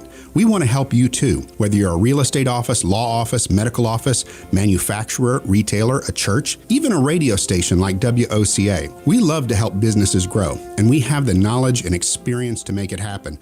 We offer professional, affordable web design, mobile responsive websites, search engine optimization, social media marketing, web video and promotions, online advertising, and more. Whether it's time for a redesign or whether you want to kickstart your existing website, let us help. Mention WOCA and we'll give you a free, no-obligation search engine optimization report for your website. This free report will give you practical steps to increase your search ranking. It's our gift to you from Brick City Interactive. Call us today at 352-351-1131 or visit us online at brickcity.com. Locally owned and operated since 1957, we are The Source, 96.3 FM, 1370 AM. Broadcasting from the Paddock Mall Studios, this is WOCA, Ocala, Gainesville, The Villages, 1370 AM, 96.3 FM, The Source. All right, welcome back to Westport High School right here on the campus of Westport, which is interesting, on the southwest side of Ocala. At halftime here, the band is playing, and the score is 14-0 Westport, and it's homecoming, but there's no court or anything. Not sure what's going on there. But, John, I can't hear you. I don't know if you can hear me. But the Westport band's playing in front of us, and they're pretty loud. Let me recap the scoring real quick while we have this moment. It all started with a 3-yard TD pass from Gavin Savino to Velasquez. Extra point was good. That happened on the very first drive of the game for Westport. Then they came back and scored really with their last possession of the half on a 3-yard touchdown run from Brooks, and the extra point was good. And that's all of our scoring. It's been really dominant performance so far by Westport. But John, the real story of the day today in Ocala is our president flying in on Air Force One right down the street from us and landing and having a bit of a, some people will call it a COVID spreading incident, others will call it a rally. No matter what, let's be very clear. Donald Trump live is as good as life gets. Oh, and listen, he puts on a show, that's for certain. I mean, I'll tell you, say what you want about the guy, but when it comes to an event, he knows how to get the crowd involved. I mean, there was even a point, there was this guy dressed up in like this super Trump outfit, like a Superman, and even had like the blonde wig on and all that. And Trump even called this guy out and had him stand up for the whole crowd. And, so say what you want about the guy, but it was definitely, it was an interesting event. I will say this, though. I was very fortunate, and I even hooked up a couple of friends, including the McCarsons, on this. But, my brother who lives in D.C. actually works in politics. He's on the Trump campaign there, the national campaign. He got me these special expedited tickets, and I got to skip the line to go in, which was pretty cool. Felt like a big shot, I guess you can say, but got some good seating area where we were right there. We came on Air Force One. But hey, I'll say this: peaceful event. There was really no drama. Kudos to the Marion County Sheriff's Department for doing a really good job with, controlling the traffic and making sure people were not acting out or doing things they weren't supposed to. I saw a few protesters there. Oh, really? There were a few protesters, but really not a lot. It's the wrong county. Yeah, you're not going to get that. You're not in Alachua. Yeah, you're not going to get that here. But yeah, it was a fun event, regardless which way you lean. I would even encourage Democrats to go to a Trump event just so they can experience it and see what one is like. Well. And again, nobody will really know the exact crowd, but give me an estimate on the crowd. Oh, You're gosh. an under guy. Listen, I'm gonna say there was. They were saying between 5,000 and 12,000. No, it was over that. I'm gonna say at least 25,000. It was crazy. There was even a point where Trump he kept on. It was he loves to call out the media, and the media they had their own platform where they're have the camera on Trump. And literally, there was a whole group of people behind the media, and they had blocked vision. They couldn't even see Trump. They had TVs they could see, but Trump kept on calling out the media, saying, "Hey, why don't you zoom those cameras behind you so everyone can see how many people are really here?" And he's like, "Don't worry, you won't, because you're fake news." And then everyone starts doing the fake news chant. CNN sucks. Da da da da da. The crowd getting into it. I mean. It was a neat event, regardless of which way you think. We had fun. And what was cool too is I saw a lot of friends there. There's a lot of people I haven't seen in months because everyone's been locked in their homes. So it was just nice to get out and see people I haven't seen in person for a long time. Well, I saw him when he came to the livestock pavilion, and my son, I guess he was a sophomore in high school. Yeah. And, my son, kind of like me, is a bit of a troll.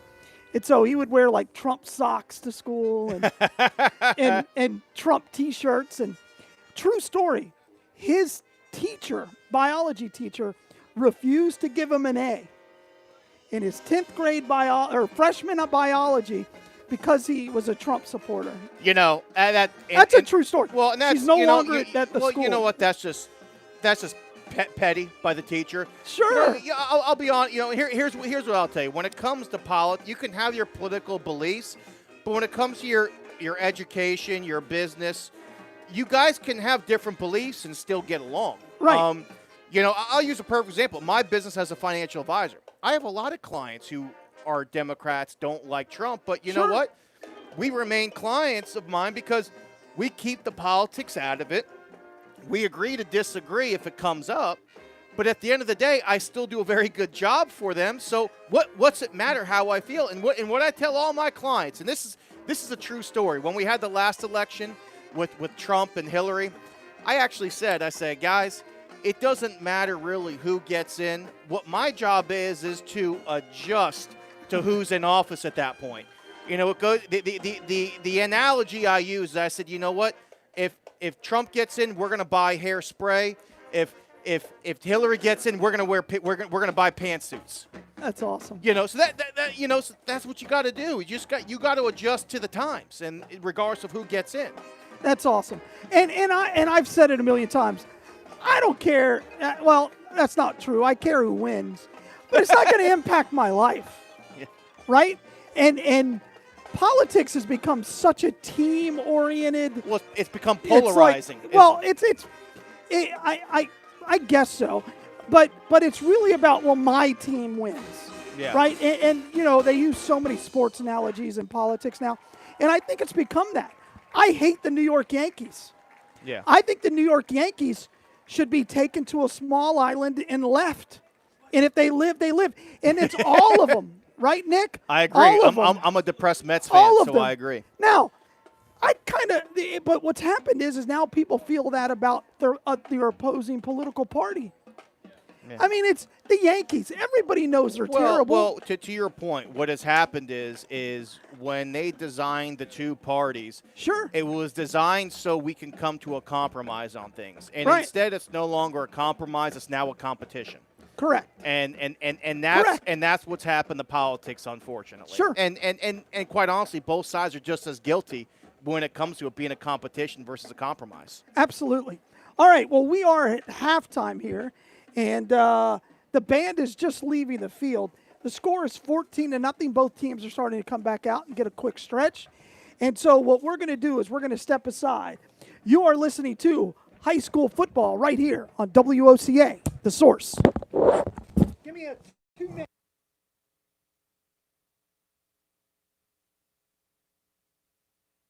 Locally owned and operated since 1957. We are The Source, 96.3 FM, 1370 AM.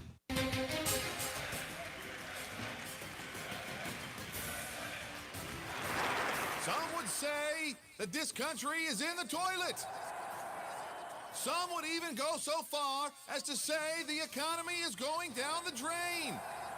But we say, if water runs through it, we do it. At Mike Scott Plumbing, we don't make promises we can't keep. We'll be there on time, every time. We promise to work around your schedule and not ours. And we won't charge you overtime for nights, weekends, or holidays. So remember, if water runs through it, we do it. Mike Scott Plumbing, 237-2888. Hi, I'm Sean Scott, owner of Mike Scott Plumbing, and I approve this message. Hey, I didn't. Is the internet driving business to your business?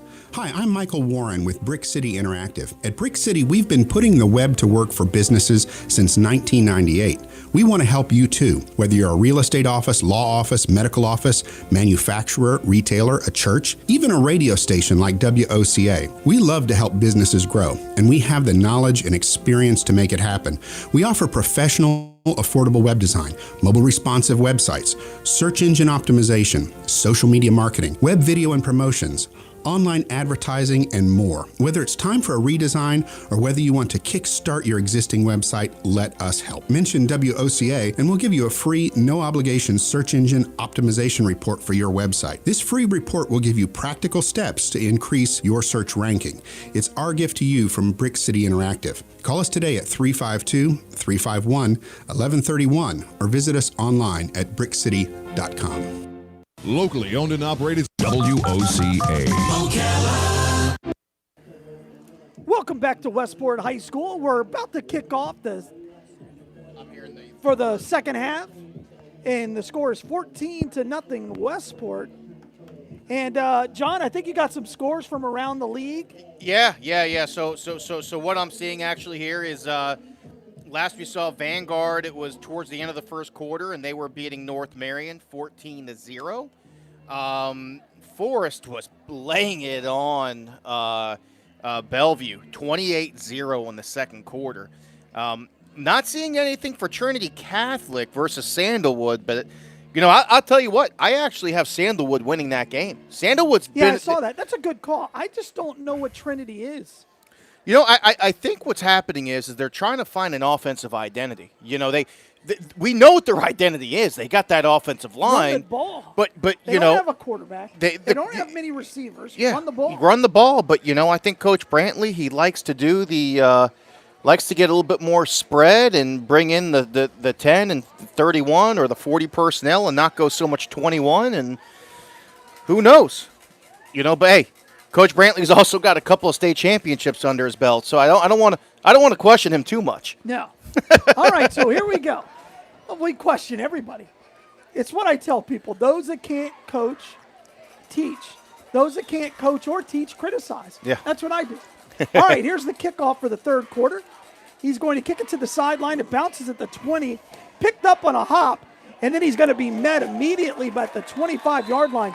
Good open field tackle there by McCarson. Yeah, man, McCarson, golly, he just came flying in there. And it was a nice wrap-up. So. Sure was.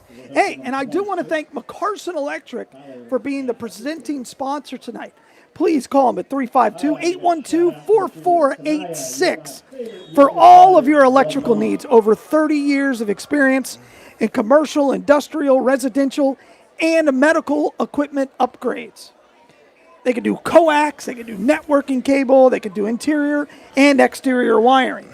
First play of the second half here for Lake Weir, down 14-0, 3 wideouts to the top. They're going to give it to the running back, and he's going to be met behind the line of scrimmage by the entire Wolfpack team.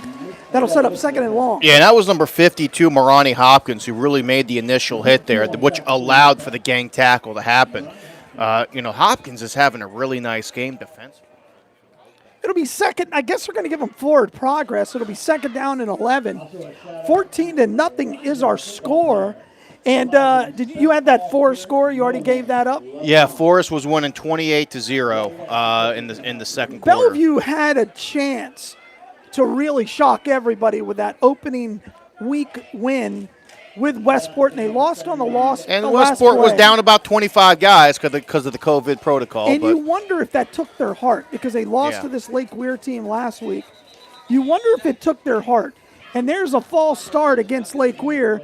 It'll be second down and 16, and the kiosk of the information desk continues as Nick just keeps answering people's questions. People just keep coming up here asking us questions like we have the answers for scoreboards or whatever else is going on, so who knows? Well, we look really official with headsets. Well, you know what it is we look friendly. We got that friendly look I'm not to friendly. us. I know you're not. It'll be second down and 16. 10:55 left to go in the third quarter. Flight is going to hand it off to the running back. He's going to be brought down behind the line of scrimmage by everybody. What a great play there by the defense. Seidel, Stokes, and Brooks. Those are the three guys there. And all three of them equally blew up that play there. I'll tell you, this Lake Weir offensive line, they're just not very good. They're completely overmatched. Even looking at the size of these guys, I mean, they're dwarfed by the front seven of the Wolfpack. And so that'll set up third and 16 for Lake Weir. 3 wideouts to the bottom. They're going to give it to Williams again in the running back, and he's hit behind the line of scrimmage. And again, loses yardage, and the homecoming king is there, along with a few others, and it'll set up fourth down and 20. The credit there really goes to Leonard Hill, the defensive end. Did a great job staying home, didn't crash too hard, was able to really make the initial hit, which gave Brooks the opportunity to clean it up right there in the gap. So 10:09 left to go here in the third quarter. Punter's going to come out for the first time for Lake Weir. You know, I'm curious what Larry Brooks runs the 40 in. I mean, he's quick, man. You know, he's a big boy. I mean, he really is. He's a kid that a lot of colleges should be just drooling over. Well, Elijah Hopkins is going to return this. He's standing at his own 45. There's a snap, and the kick is up. I thought it was blocked, but Hopkins is going to let it bounce. Takes a great bounce. He picks it up on the hop right at the 39, puts his head down, and picks up 5 before he's hit. Brave play there, but the play he's got to do. You can't let that ball bounce again. Yeah. You know, I mean, decent awareness by him there to just go ahead and pick that ball up. And, Westport's going to be able to take over now from the Lake Weir 35-yard line. So they got great field position to start the drive. You know, this is an opportunity here where I think you can go ahead and pass it deep.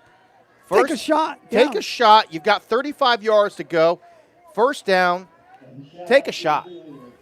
Yeah, and the Wolfpack are going to come in with 2 wideouts, 1 each way. Velasquez to the bottom. Buster to the top. They're going to send Buster on motion. Savino's going to give it to the deep man Hopkins, who runs it right over the left side. Not much of a hole there, but he does pick up 3. They are running behind that left side with Ramey and Williams and just running the ball, Tompkins, and just running the ball down the throat, at least trying to, with Lake Weir. Yeah. You know, and what they did there, too, is they sent Buster in motion to try to clear out that right side so Hopkins would have the open field for the cutback again. Second down and 9, same formation. Savino is underneath the center. Buster goes in motion. False start by somebody.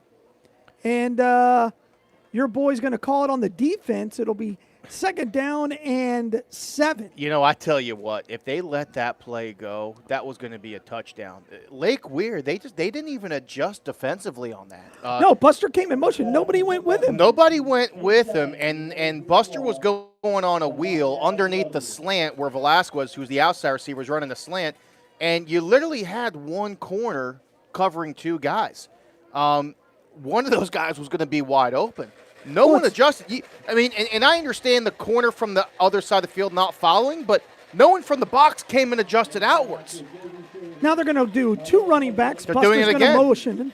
And Savino drops back. He fires, and that's going to be a pass interference.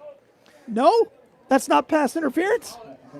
All right, intended for Velasquez was hit before the ball was there. You know, though, they don't, in my opinion, though, Westport doesn't deserve that call. That was, in my opinion, a little bit of a poor read by Savino. He had the 9 route. He was double or triple covered there on the slant. He had Buster wide open on the wheel route. So didn't get any help from the official because he was hit.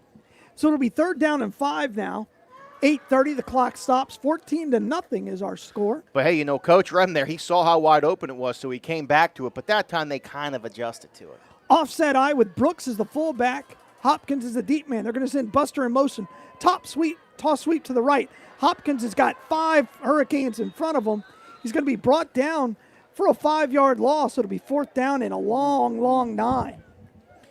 Yeah. So, you know, they just went ahead. They sent, you know, unsportsmanlike conduct coming. Wonder who that was on. Which side? It was on Westport. I think probably what happened is one of the players told LaRocco that maybe he was ugly or his mom was ugly. Who That'll knows? do it. Who I don't know knows? if Hopkins threw the ball down. Yeah. In frustration, but now it's going to be 4th down because it's a loss of down. 4th down, ball moves all the way to the 50.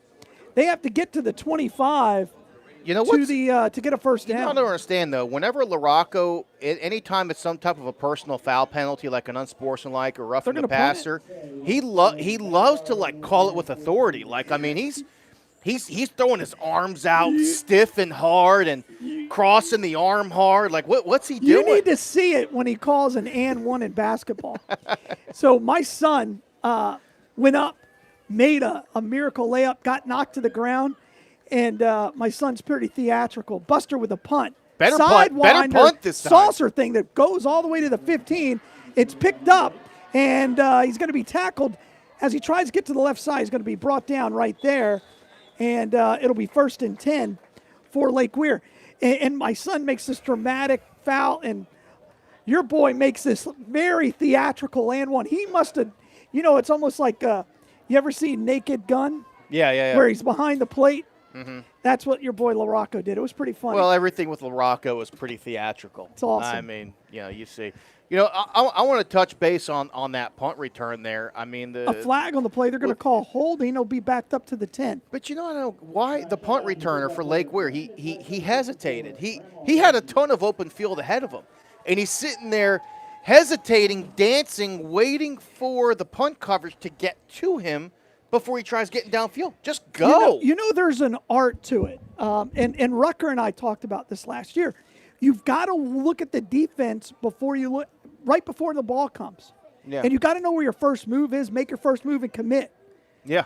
2 wideouts each way for Flight. He drops back. He's got a little more time. He fires a pretty looking ball, and it's picked off right at the 39 by Caden McCarson, who was able to catch that one. It'll be 1st and 10 Wolfpack. Yeah, all McCarson doing, playing the safety position, playing center field. Great pass coverage. Here's what's an interesting thing about McCarson. He's only a sophomore right now. He's kind of built to be a safety now, but I think in a year he's going to be a linebacker. And I've even talked to Coach Rem about that. I mean, he's a big boy. He's 6'2", 185. Yeah, he might be 6'3". I mean, he could be 6'3", 6'4" in a year. But here's the interesting thing. He's out here playing defensive back, having really good pass coverage. Just imagine when he's playing linebacker one day with the same type of pass coverage. Well, he's got the turnover chain. Yeah, Westport's got a turnover chain. That may be the ugliest turnover chain in the history of all of sports. It'll be 1st and 10, though, for the Wolfpack. They're going to move from our right to our left. Nick's going to go catch us a football that's being thrown out by the fans. Savino drops back. He fires. He's looking for Buster at the 10. It's going to fall incomplete. Nick, I need a football. Go get it. All right, 7:21 left to go in the third quarter. You are listening to high school football on WOCA The Source. I'm Galen. You know, joined with John Ivory, and my man Nick is on the audio. And want to thank our sponsors, and that starts with McCarson Electric. Yeah, Buster just ran a simple corner route there. Coverage was actually pretty good. You got to give kudos to He number had a 12. step. Yeah, number 12, Dwayne Reed, actually had some pretty decent coverage for Lake Thank Weir. You can keep it. Oh, no, you keep it. I don't need that. I'll give it to my dog. Lead it. All right, 7:21. Thank you, though. That was very kind. All right, so they're going to hand it off to Hopkins in the backfield. He heads over the left side, breaks the tackle. He's got a first down. He's got one man to beat. Touchdown, Elijah Hopkins on the 40-yard touchdown run. It is 20-0 Wolfpack. Yeah, you know, just a simple run play to the left behind that strong left side. And I will add this. Buster Barnes did a really nice job blocking on the edge there at wide receiver. He's really the one that spurred that extra yardage that allowed Hopkins to get into open field to turn on the Jets for the touchdown there for the Wolfpack.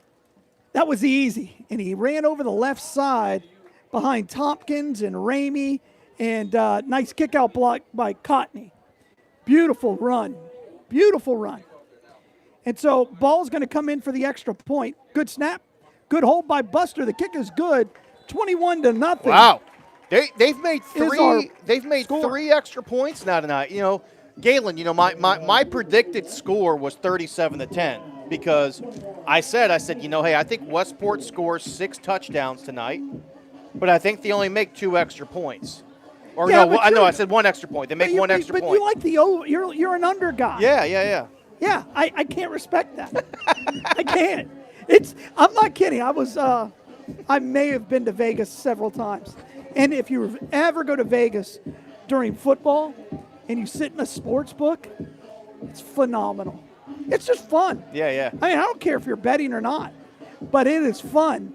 And you see the people who are betting the unders, and you're like, I don't want to be that guy. Well, but you know what's cool about betting the under, though? You don't have to watch the whole game. Oh, my gosh. You don't have to watch the whole game. Once it goes over, you're like, all right, screw it, I'm done. I can go to bed now or I can go do something else. Hey, I'm going to tell a story. That's true. I can't stand betting the under. Oh, it's so boring.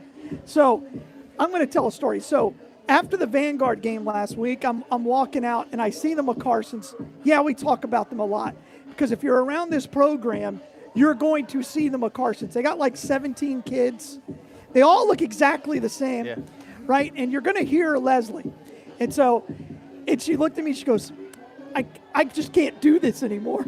Because she was exhausted, and poor Dave's walking with her.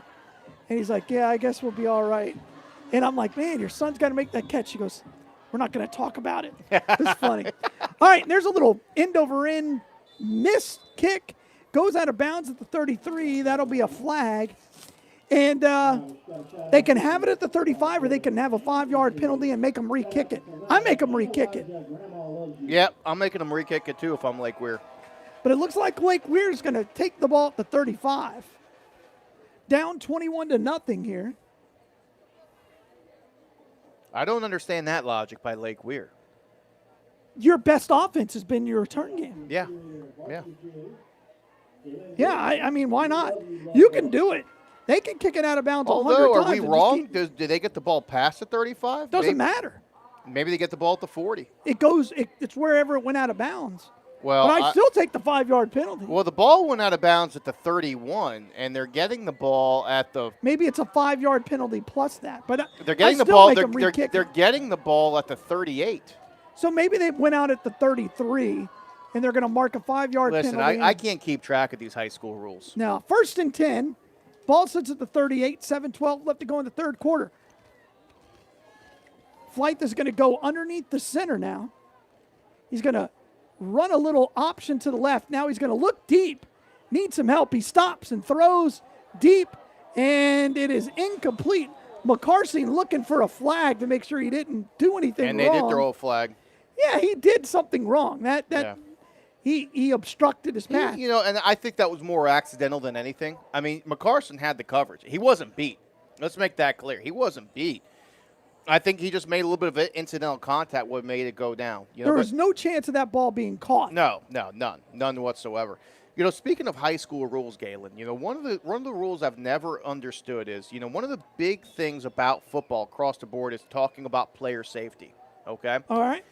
In high school football, a quarterback that leaves the pocket, if he throws the ball away after not being in the pocket anymore, it's an intentional grounding. It can be. It's still a discretionary call. But yes, it can be. But if you throw it out of bounds, they're going to call it every time. So Flight, is under all kinds of pressure. Now he's going to keep it. Rolls out to the right side. Breaks 6 or 7 tackles. Yeah. Manages to get positive yard, but there is a flag on the play, and it's going to be holding. They're going to call that from the 50.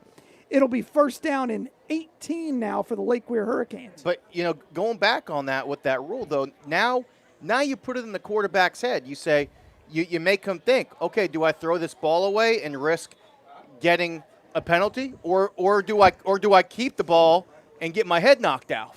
Well, there are some real. The quarterback isn't protected the way they are in the NFL. Or when even you college. roll out of the pocket, you're at every time in the game you're a runner, right? So there isn't this you can't hit below the knee or any of that. We are at the water break, but we'll keep it here. I do want to thank McCarson Electric. Please call them. Give Dave a call. Blow up Dave's phone number, right? Blow it up. 352-812-4486. And tell him thank you for sponsoring high school football. He does take texts, so just blow him up all day. 352-812-4486. And if he doesn't call, just let Leslie know. That's right. But again, so they don't have the same rules. And I've talked to an official about that. He said it's impossible for me to do that because of the way the pocket is set up. You don't want the kid to run 25 yards back and just heave it out of bounds. Even though, that's exactly what they do at the NFL level And college. But it is at the discretion of the Whitecap. So LaRocco's got that in this case, has that option. Well, you know what? You know what my opinion is then? Any official that doesn't call that if they got discretion, any official that doesn't call it the way I think it should be called per the college and NFL way, doesn't care about the safety of the player. Well, I have seen it where there's a player, this happened last year, down at Orange, when we played Jones in Orlando. Quarterback was running out of bounds and was under all kinds of pressure and just literally threw it out of bounds, and he was 12 yards behind the line of scrimmage.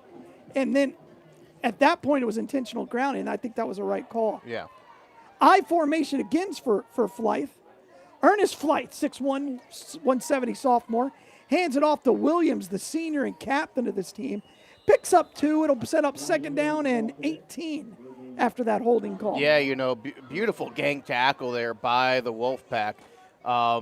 Looks like that was Larry Brooks who got in there to initially break it up. And I tell you, number 78, he's a big boy. He was in there too.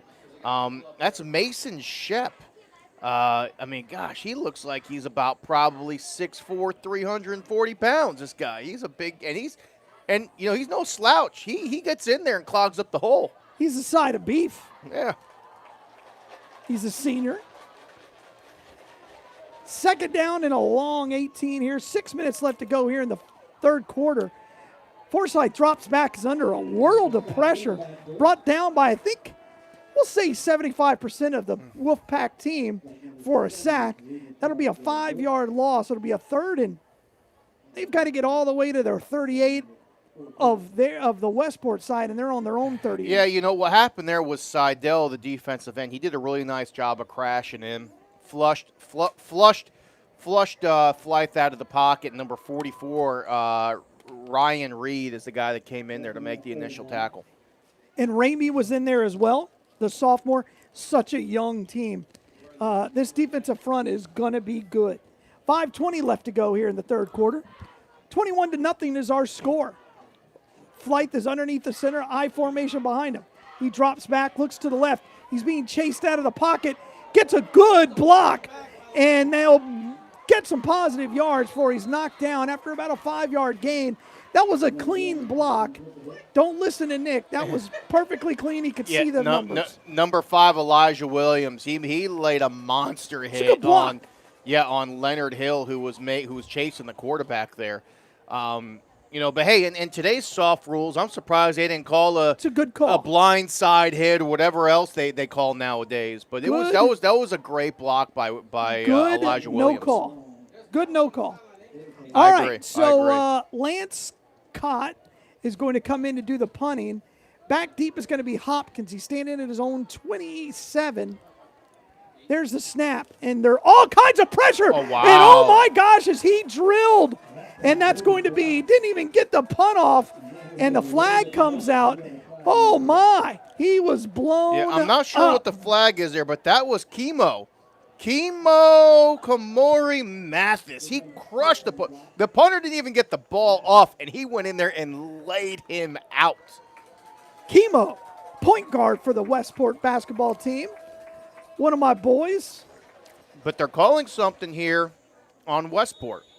Was it? Velasquez is going to say it's against the Hurricanes. I don't know. We are at the water break. LaRocco's pointing at Westport side unless he's not knowing his Well, directions. he's your friend. You never know.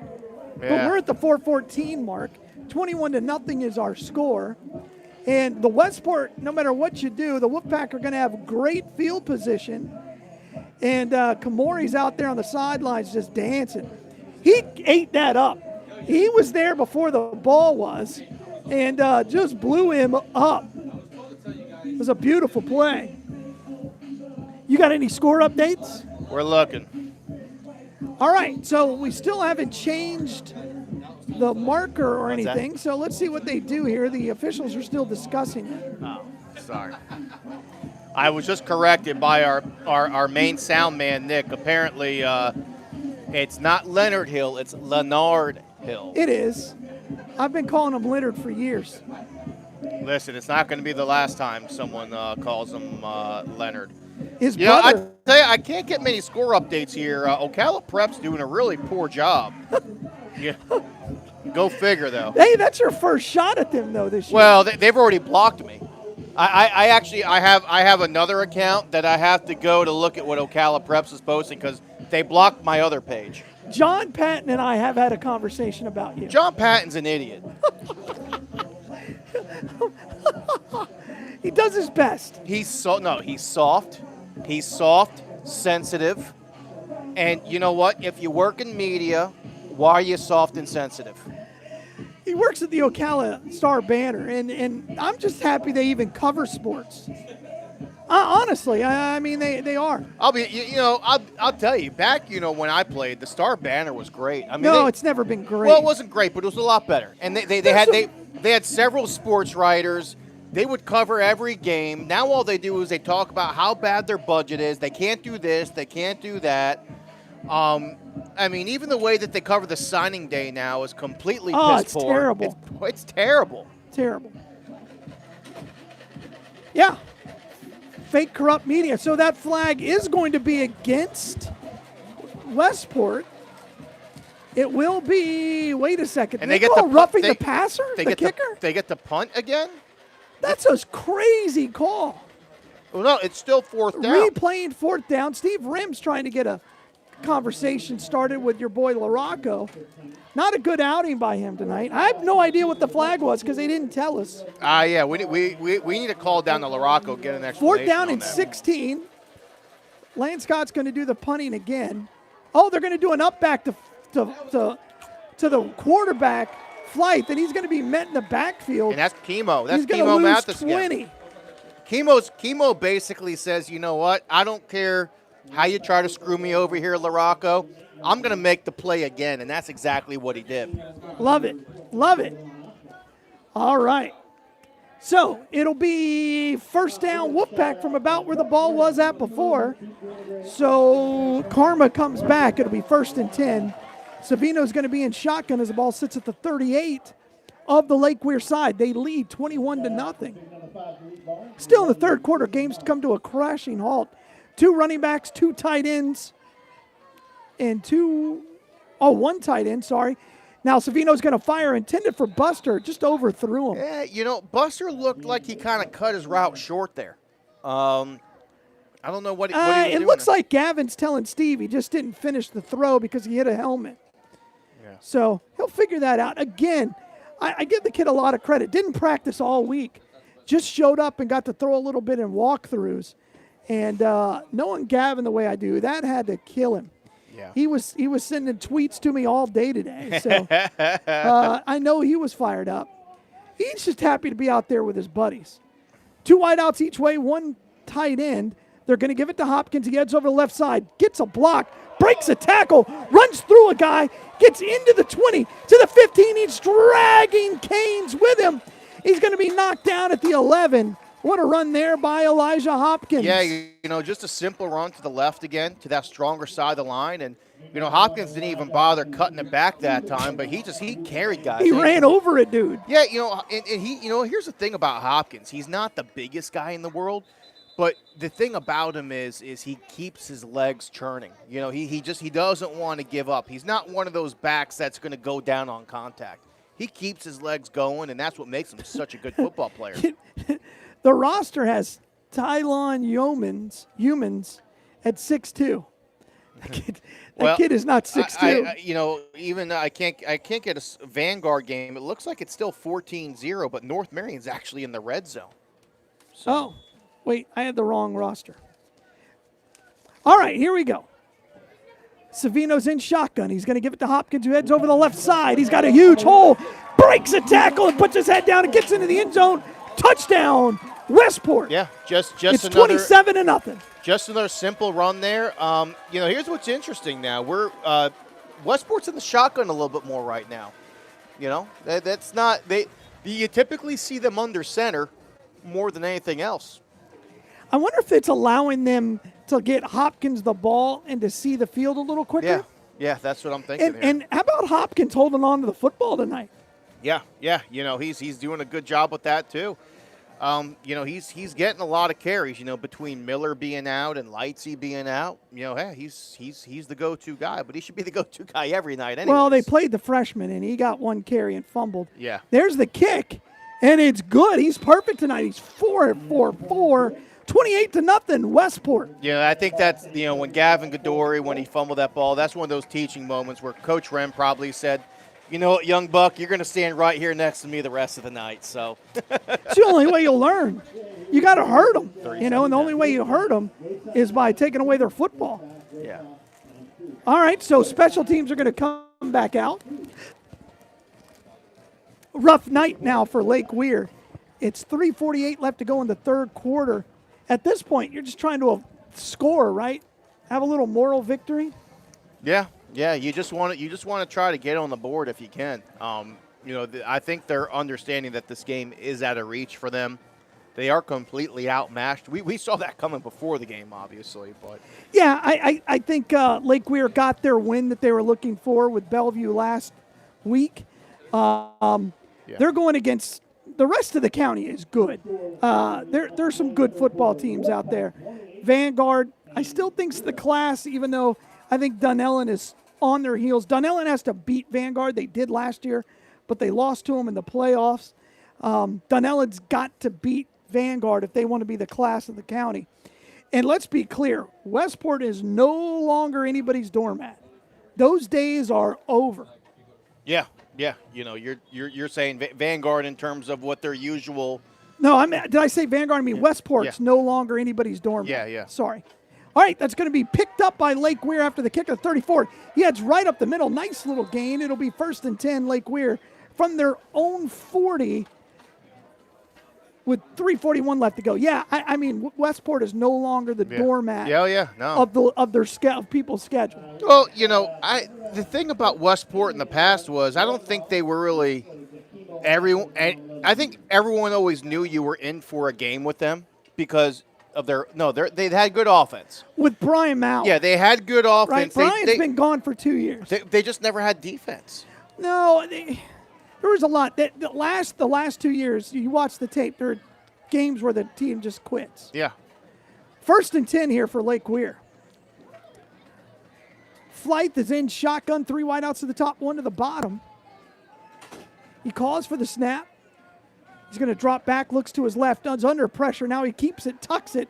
He's going to be brought behind the line of scrimmage for a sack. It'll be 2nd down and 14. Yeah, and all that was there. It's a simple 4-man rush by the Wolfpack, and it was literally 4-on-6. I mean, they had all 5 offensive linemen, plus the running back stayed in the block, and there's just zero protection for Flythe, and he's now down on the ground hurt. He does not look good. I mean, he's kind of squirming around a little bit, holding his leg area. So, well, what we're going to do instead of talking about an injury, which I don't do, we're going to step aside. You're listening to high school football right here on WOCA, The Source. Attention WOCA listeners. Do you or someone you know have an outgoing personality with great organizational skills? Well, WOCA is looking for a few good people to join our marketing reps team. You get to meet other great people and business leaders in our community. WOCA Radio offers flexible schedules, great income potential, and some really great fringe benefits too. So if you enjoy talking to people and getting paid to do it, this may be the right choice for you. Apply within or send your resumes to careers@WOCA.com. All right, welcome back to Westport High School campus, where the Wolfpack are taking on the Lake Weir Hurricanes. It's 28-0. 3:25 left to go in the third quarter, and that was Flythe who went off with the injury. And he is okay. He kind of hopped off, just a little bit of an ankle injury, it looks like. But they do have a new quarterback in, number 13, Manny Geisel. So we'll see what Manny Geisel can do. He's going to fire a nice little pass, a little out route. Picks up 6. That'll be 3rd down and 9.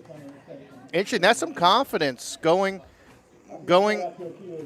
ahead and calling a pass play with your backup quarterback on the very first play. Well, and let's be clear, Flythe is a very, very talented kid who likes to use his legs.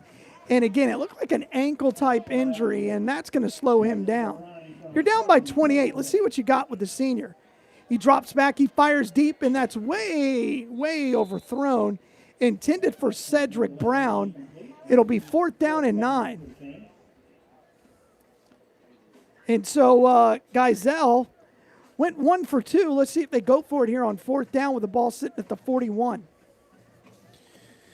Yeah.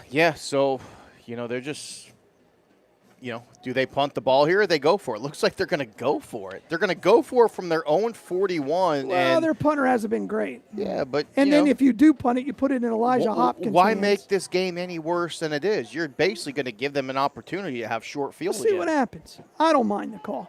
4th down and 9. You haven't stopped Westport in the second half anyway. You're out, man. He's going to drop back. He's going to look. He's going to fire. He's got a man, and it's going to be nearly picked off. There were 3 or 4 Westports there, and McCarson and somebody came together. And there's another Wolfpack who's down on the ground, but it will be a turnover on downs, and that means we're going to step aside. You are listening to high school football right here on WOCA, The Source. Is the internet driving business to your business? Hi, I'm Michael Warren with Brick City Interactive. At Brick City, we've been putting the web to work for businesses since 1998. We want to help you too, whether you're a real estate office, law office, medical office, manufacturer, retailer, a church, even a radio station like WOCA. We love to help businesses grow, and we have the knowledge and experience to make it happen. We offer professional, affordable web design, mobile responsive websites, search engine optimization, social media marketing, web video and promotions, online advertising, and more. Whether it's time for a redesign or whether you want to kickstart your existing website, let us help. Mention WOCA and we'll give you a free, no-obligation search engine optimization report for your website. This free report will give you practical steps to increase your search ranking. It's our gift to you from Brick City Interactive. Call us today at 352-351-1131 or visit us online at brickcity.com. WOCA. Ocala. Back here live at Westport High School, the Wolfpack lead the Hurricanes 28-0. That was Buster Barnes who was injured. He walked off the field on his own power.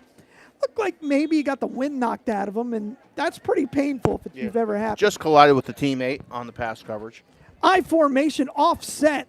Gavin's going to give it to the deep man, and that looks like Hopkins. He breaks the tackle, busts it outside. He's at the 20, shakes a man at the 10, tries to drag into the end zone. He's going to be brought down just shy of the goal line. It'll be 1st and goal, Wolfpack on the 42-yard run by Isaiah Hopkins. Yeah, Elijah Hopkins. Great vision there by Elijah Hopkins. It was another just simple run to the left, strong side.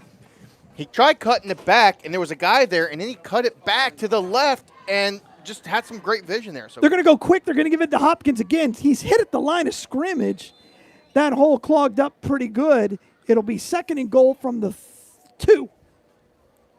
Yeah, and I think we're just going to see just the ball be run the rest of the game here. And Naked bootleg. Well, and don't be surprised if in the 4th quarter maybe he gives his freshman Gavin Godoria another shot. I mean, at that point you're in what we call garbage time. So yeah, but sometimes the moment gets too big. Yeah.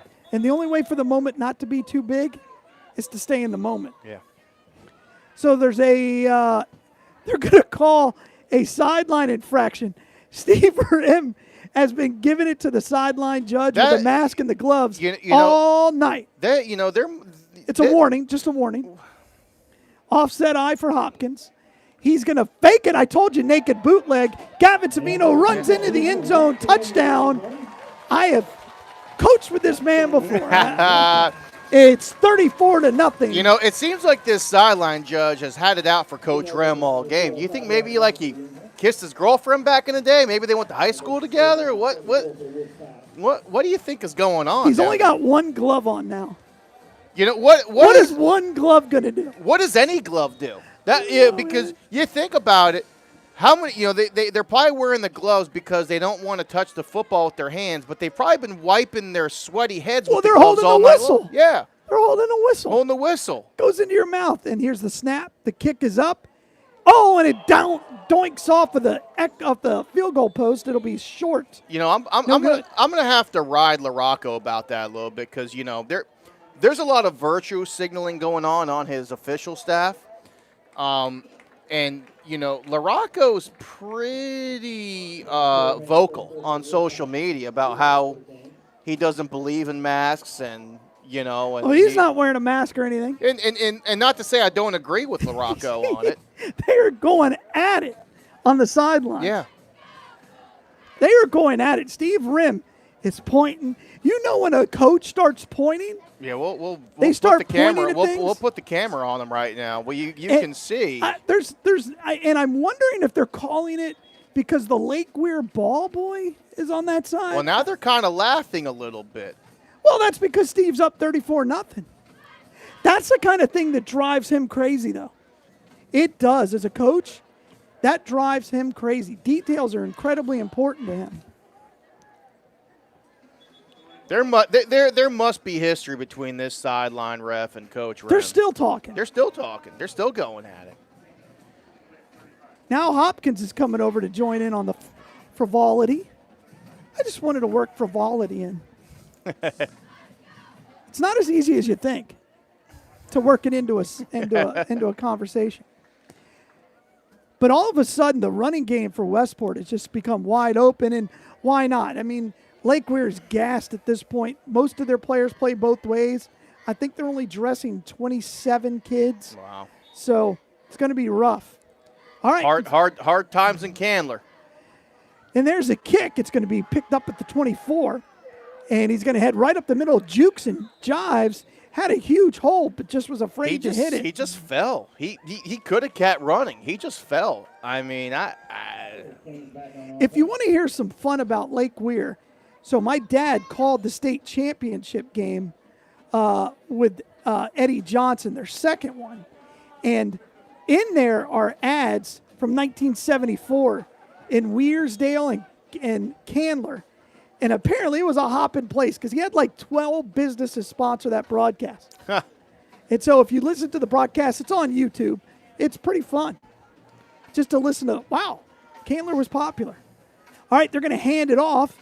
Runs right up the middle, picks up 3 or 4. That's Williams. It'll be second down and 7. They got a new running back in the game. That's number 2, Thamidius McLean. Oh, okay. All right. Yeah, it looks like they're giving another guy a new shot there at the running back position. So, down 34 points. Yeah, they're going to go with some youth. He's 6'1", 180 sophomore. Only a sophomore. So Geisel is still at the quarterback position, 2nd down and 7. A minute left to go here in the third quarter. We just missed the running clock by an extra point. They're going to hand it McLean. He breaks a tackle, breaks 2, picks up 10. That'll be enough for a first down and to move the chains.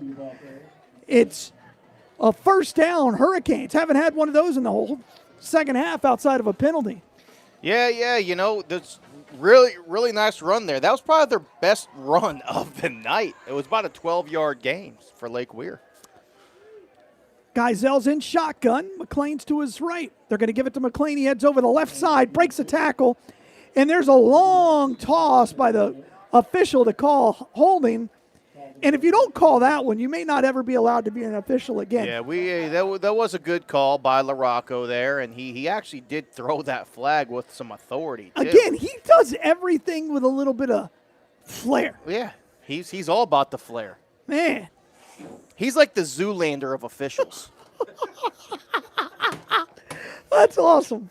Oh, how long have you known this Zoolander guy? We've known each other since high school. So he went to Bellevue? Yeah. That's why he's terrible. Yeah. All right. 36.8 seconds left to go in the third quarter. It's getting out of hand up here in the box. And he happens to be pretty First good. and 20. He happens to be pretty good friends with Savino's stepmother as well. Oh, no kidding. Who I went to high school with. All right. Yeah. So it's going to be first down and 20 after the penalty. They're going to throw it in. Larry Brooks. By Larry Brooks. He heads over the 40. He's dragged down from behind. The homecoming king is running the show tonight. Yeah. Hey, Larry Brooks was just in the right place at the right time there. I mean, I really don't know where the quarterback for Lake Weir was throwing it there. And keep in mind, it was not the starting quarterback, Flythe, who's out with an injury. Yeah, Geisel, the backup.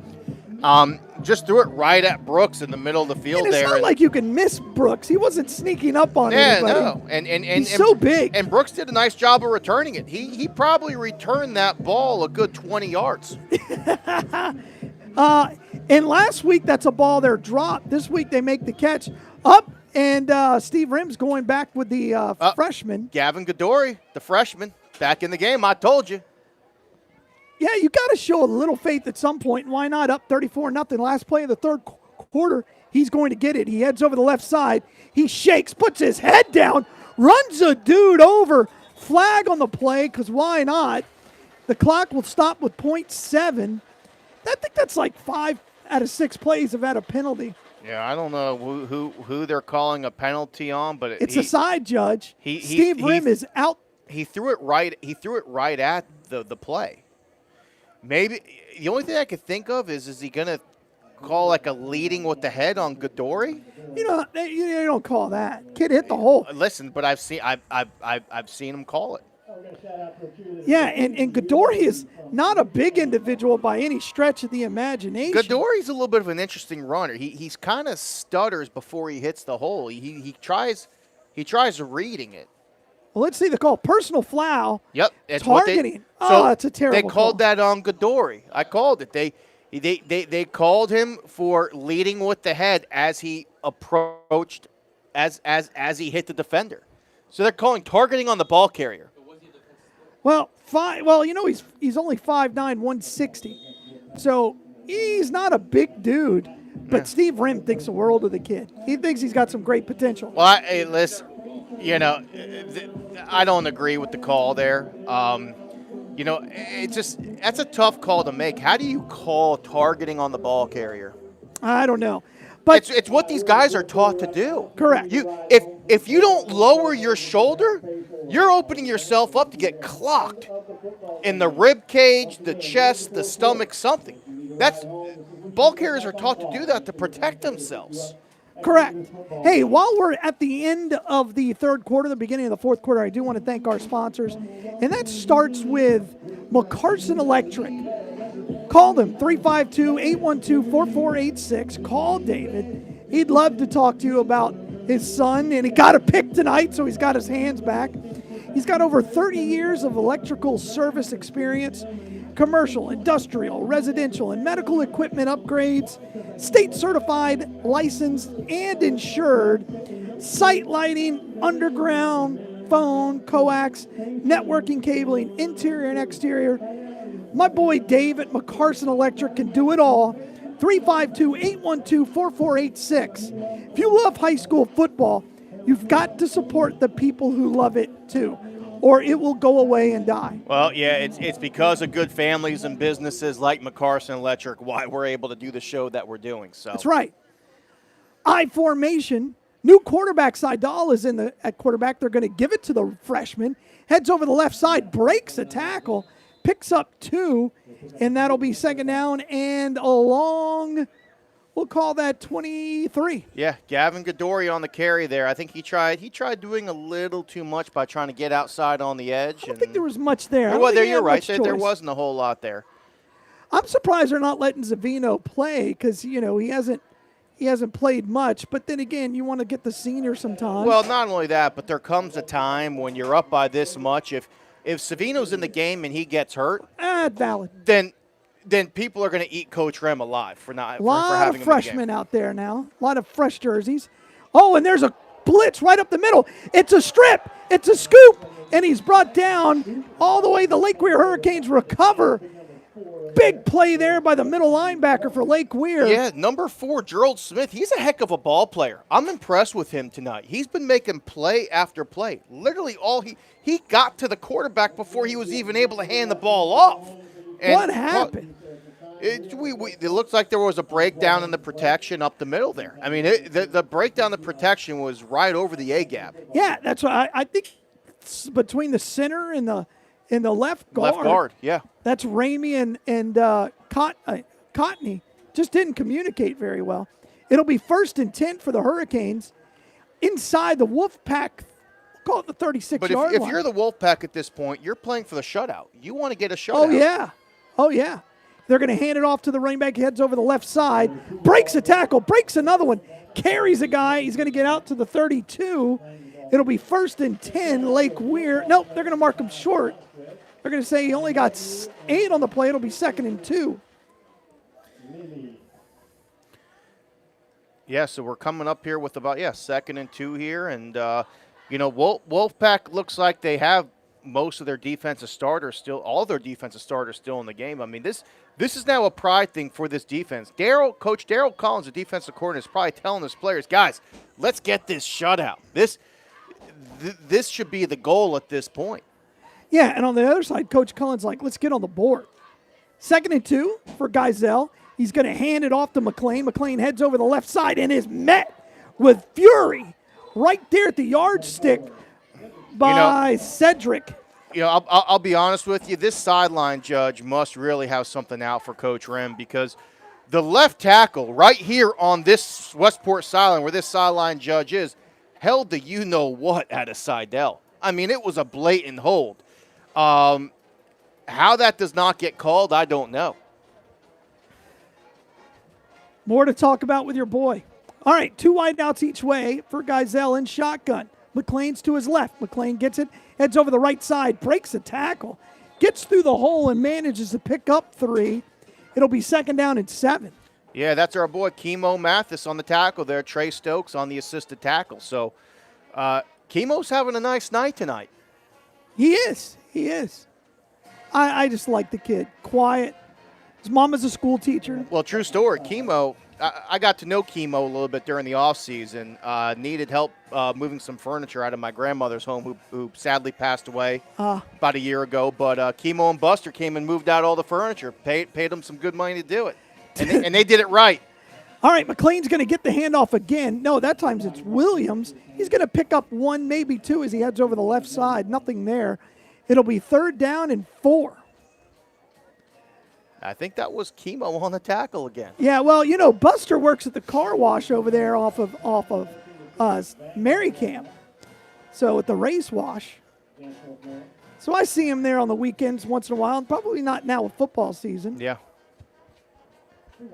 Hard-working kid. 2 wideouts each way. Shotgun formation for Geisel. He's going to give it to McLean. He heads over the left side. Needed to break a tackle. Couldn't do it. Was brought down behind the line of scrimmage. It'll be 4th down and 4. Big play here for the Hurricanes. Yeah, credit the tackle there to Seidel, number 17. I'll add, a guy that we haven't seen play tonight, and I'm seeing him on the sideline with a brace around his knee, is Calvin Williams, number 8. Calvin's been a really good football player for the Wolfpack this year. So see him out of action, too. I mean, they're without a lot of key players. Calvin Williams, number 8, due to injury, or Dante Miller due to the concussion. And then Lightsey and Chisholm, who are out due to the COVID protocol stuff. So, hey, Westport has really done well considering they've got 4 key players out tonight. They have depth. I don't think they've ever had that before. 4th and 4, big play here. They're going to fake it. The quarterback rolls out to his left. He's under all kinds of pressure, and he's met by a gaggle of Wolfpackers. I don't know. What do you call a multiple Wolfpack? Just a Wolfpack. Yeah. I don't know what that means. I said a gaggle of Wolfpackers. Well, it looks like did we get a turnover on downs there? Or Yeah, was that a yeah, that was on 4th down. Yeah. Sure, he was well short of the first down. So it looks like the Wolfpack, let's not jinx it, knock on wood, could get that shutout. I mean, we still got about 7:56 left here, 34-0. So we'll see. Yeah, it's still in the balance as Buster Barnes comes to the sideline. He looks gassed. Elijah Hopkins sitting on the bench. Well, they're done for the night. Elijah and then Velasquez, he's on the bench too. All 3 of those guys, Hopkins, Barnes, and Velasquez, have all been playing both ways tonight, all night long. They have not left the field. Seidel is a quarterback. He's in I formation. They're going to give it to the running back who heads over the left side, a fresh jersey. He's going to be run out of bounds after a gain of about 2. Didn't catch that number. 38, Antoine Lane on the carry. We don't see what year he is. The roster doesn't show us what year he is, but he's probably a young guy. If your name is Antoine Lane, don't you have to have a good nickname? What do you think? Night train's taken. No, you got to have a good nickname. If you don't have a good nickname, you're not a very good player. Well, I'll tell you right now, whenever they get Miller back in the lineup, they got a nice dose of thunder and lightning between him and Hopkins. So. Yeah, true. I formation, Seidel's underneath the center. They're going to give it to the deep man. He fakes it. Now he's going to do a naked boot, heads over the left side. Needs to get the block to the edge. He's hit behind the line of scrimmage. He's going to be brought down by a whole bunch of Hurricanes. Yeah, you know what's going on here? Westport, they've got all of their young guys in the game right now. They got a whole new offensive line. They've got new receivers. The receivers didn't block on the edge whatsoever. Not at all. He didn't even run a go route to clear that out. Yeah. He just kind of stood there. Yeah, so Seidel's really not getting a whole lot of help here from his teammates. But, hey, you know what? This is why you have what we call the garbage time. Not to take anything away from these guys. Not at all. But this is where they can learn. Sure. And you know what? When they see the mistakes on film, I'm sure Coach Rem's going to point that out and say, hey, look at you on film. This is what we got to do to correct it. Yeah, it's 34-0. 6:30 left to go in the fourth quarter. Seidel's in shotgun. 2 running backs, 1 to each way. One of them is the freshman, Godori. Seidel drops back. He fires into the flats. Way overthrown. That ball was not catchable. He was 4th down and 10.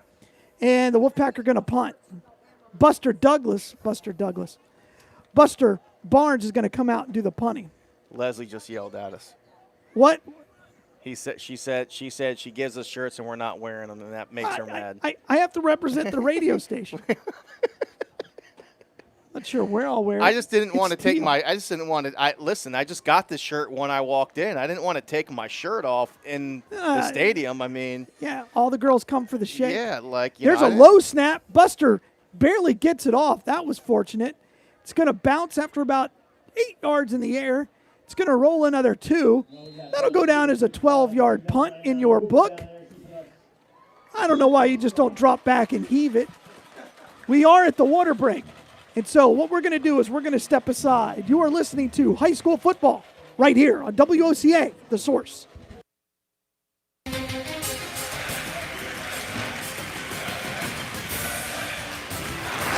Some would say that this country is in the toilet. Some would even go so far as to say the economy is going down the drain. But we say, if water runs through it, We do it! At Mike Scott Plumbing, we don't make promises we can't keep. We'll be there on time, every time. We promise to work around your schedule and not ours. And we won't charge you overtime for nights, weekends, or holidays. So remember, if water runs through it, we do it. Mike Scott Plumbing, 237-2888. Hi, I'm Sean Scott, owner of Mike Scott Plumbing, and I approve this message. WOCA. Welcome back to Westport High School.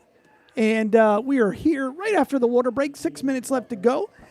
Lake Weir has the football, sits at the 37. They're going to run it over the right side. Small gain of 1 yard. It'll be second down and 9. I think you got some scores? Yeah, we got a few score updates. Sandalwood was beating Trinity Catholic 14-7 at the half. Vanguard and North Marion just started the second half. It's only the second half, just starting 14-7. That offense is not good. Yeah, Vanguard has the lead there, 14-7, and Forest is crushing Bellevue, 42-0 in the fourth quarter. There's another handoff by the Hurricanes, and that was McLean. He heads over the left side. He's going to lose 2 yards. It'll be back to 3rd and 10. Yeah, that Vanguard offense is not that good. And if you've seen any film at all of the Dunellen Tigers and Trent Townsend and L.J. Fitzgerald, woo, they're lightning. Well, there's just no rhythm to that offense at Vanguard. They're trying to run. They're their trying to get too offensive line cute. doesn't allow it. Well, yeah, they're running the hurry up when they're not good enough to run that. They've got a quarterback that can only throw it deep. He can't hit the intermediate or short passes. They got to figure it out. There's McLean. He heads over the right side, puts his shoulder down, manages to pull a guy forward for about a 7-yard gain. That'll set up 4th down and about 3. You did tell me Tony Johnson got a touchdown in that game. Yeah, 22-yard touchdown catch he got. So love that kid. Yeah. So hey, Vanguard. Unfortunately, I think what's going on there is they're trying to force an offense on personnel that they don't have. Well, Farmer's not going to change. Yeah, he's just not. 4th and 5. 3 wideouts to the bottom, 1 to the top. Geisel's the quarterback after Flythe got hurt. They're going to hand it to Williams. He bounces it outside. Needs to get the edge. He does. He's got enough for the first down. Stays in bounds to pick up another 10 yards. He'll be brought down inside the 10-yard line. It'll be 1st and goal for the Wolfpack. Yeah, the Wolfpack, actually, they haven't taken their starters out on defense. So a lot of those starters are still in the ball game. So this is important to them. They've got to stop them. I mean, the Lake Weir Hurricanes are now in the red zone, playing from about the 14-yard line. I mean, this is all about pride. You got to get the shutout. You got about 4 minutes left in the game. Yeah, ball sits at the 11, I guess they're going to officially call it, John. 3:58 left to go in the game. Wolfpack lead 34-0. Williams gets it again. He heads right up the middle, lowers his shoulder, and a flag comes out. And your boy's got targeting against Lake Weir. He likes that call. So they're calling a targeting on the ball carrier. That's again, twice. Just on the other team. First it was on. I guess at least he's consistent. Consistently bad? Well, I don't know what we talked about it, but I don't know what you're supposed to do. I really don't. I don't know what you're supposed to do. And once again, LaRocco calling that with authority. I mean, really flex. Oh, and the coach gets a flag. And he throws a flag on the coach now. With authority. Yeah, and he's putting those arms out real like stiff. Bang. I mean, my boy LaRocco's only about 5'8", but he just threw Coach Cullen out of the stadium. He just ejected him. That means he's out next week. That's a fine from the FHSAA. He's done. That's a 30-yard penalty on the coach when their team was about to score. You got to understand the situation. Or maybe he's not ejected. He's still on the sidelines. So. Oh, I thought he sent him. Yeah. Well, he was flaring all over the place. He high kicked. Well, I think LaRocco just helped Westport secure the shutout. They have to get all the way to the 3. The ball sits at the 44. Geisel's going to drop back, throws a little lazy throw, and boy, was there a flag on that play. That ball had no chance, but the cornerback never looked back for the ball. I think Velasquez just thought he was beat there and erroneously just clotheslined the receiver. Not a terrible penalty. Yeah, not a terrible penalty because if he It's 15 yards. if he catches it, it's a 30-yard It's gain. not an automatic first down. Being that it's not a spot foul like it is in the NFL. Right. They only get 15 yards. And it's not an automatic first down. Although it looks like they're getting a spot foul. It was about a 15-yard throw. Okay. Yeah, that's about right. Okay. All right, so it'll be first down. The ball sits at the 27. They need to get all the way to the 4. Clock continues to it stopped. 3:28, 34-0 is our score. 3 wideouts to the bottom, 1 to the top. Geisel's in shotgun. He's going to look to his left side. He's going to fire the same kind of a 9 route. This time Velasquez is in position, but he gets burned, and it hits the Cedric Brown right in the chest, and it's another drop. I think that's his 3rd or 4th drop. You know, I don't know if he was so much burned. He was in position. He just completely misjudged it. He stopped. Yeah, he just I think he thought he had a pick, and that ball floated over his head. I think he misjudged it. He I don't think he thought that the quarterback had the arm to make that throw or something. But, yeah, right out of the receiver's hands. Oh, you got to catch that ball, son. Yeah, right out of the receiver's hands. Have you ever seen the series on ESPN Plus called Peyton's Places? Yes. He did a series with Deion Sanders about how he was a two-way player and he switched helmets. Maybe Velasquez needs to switch helmets. I remember that when he was with the Cowboys. Yeah, and so there's a brand-new quarterback into the game. He fires a little screen route for McClain, who's brought down behind the line of scrimmage, and that'll set up 3rd down in a long, long way. So, looks like we got a flag there. No, that is still Geisel. Well, it looks like we got a flag. A little bit of after extracurricular activity going on between Rowland Richardson, number 58, and number 77, Coron Williams, offensive lineman for Lake Weir. Remember, Richardson was out last week because of unsportsmanlike conduct. He got a 1-game suspension. And they're going to call it on him here again. You got to learn your role. But we only have 3 minutes and 11 seconds left, and Westport's still trying to secure this shutout here. But penalties are helping Lake Weir get closer to the end zone. So now they're on about the 23-yard line going in. Coach pulls him to the side, says, son, come on. Come on, Roland. You can't do that. You don't want to miss it out again. So now it's 3rd and 15. Ball's all the way up to this. Where are they going to mark that at? The 23? 17? No, they're at the 23. No, they're at the 17. Oh, yeah, you're you right. just can't add I'm for a finance guy. I'm looking at the wrong side of the You've 20. been here too long. Yeah. Clock rolls at 2:50.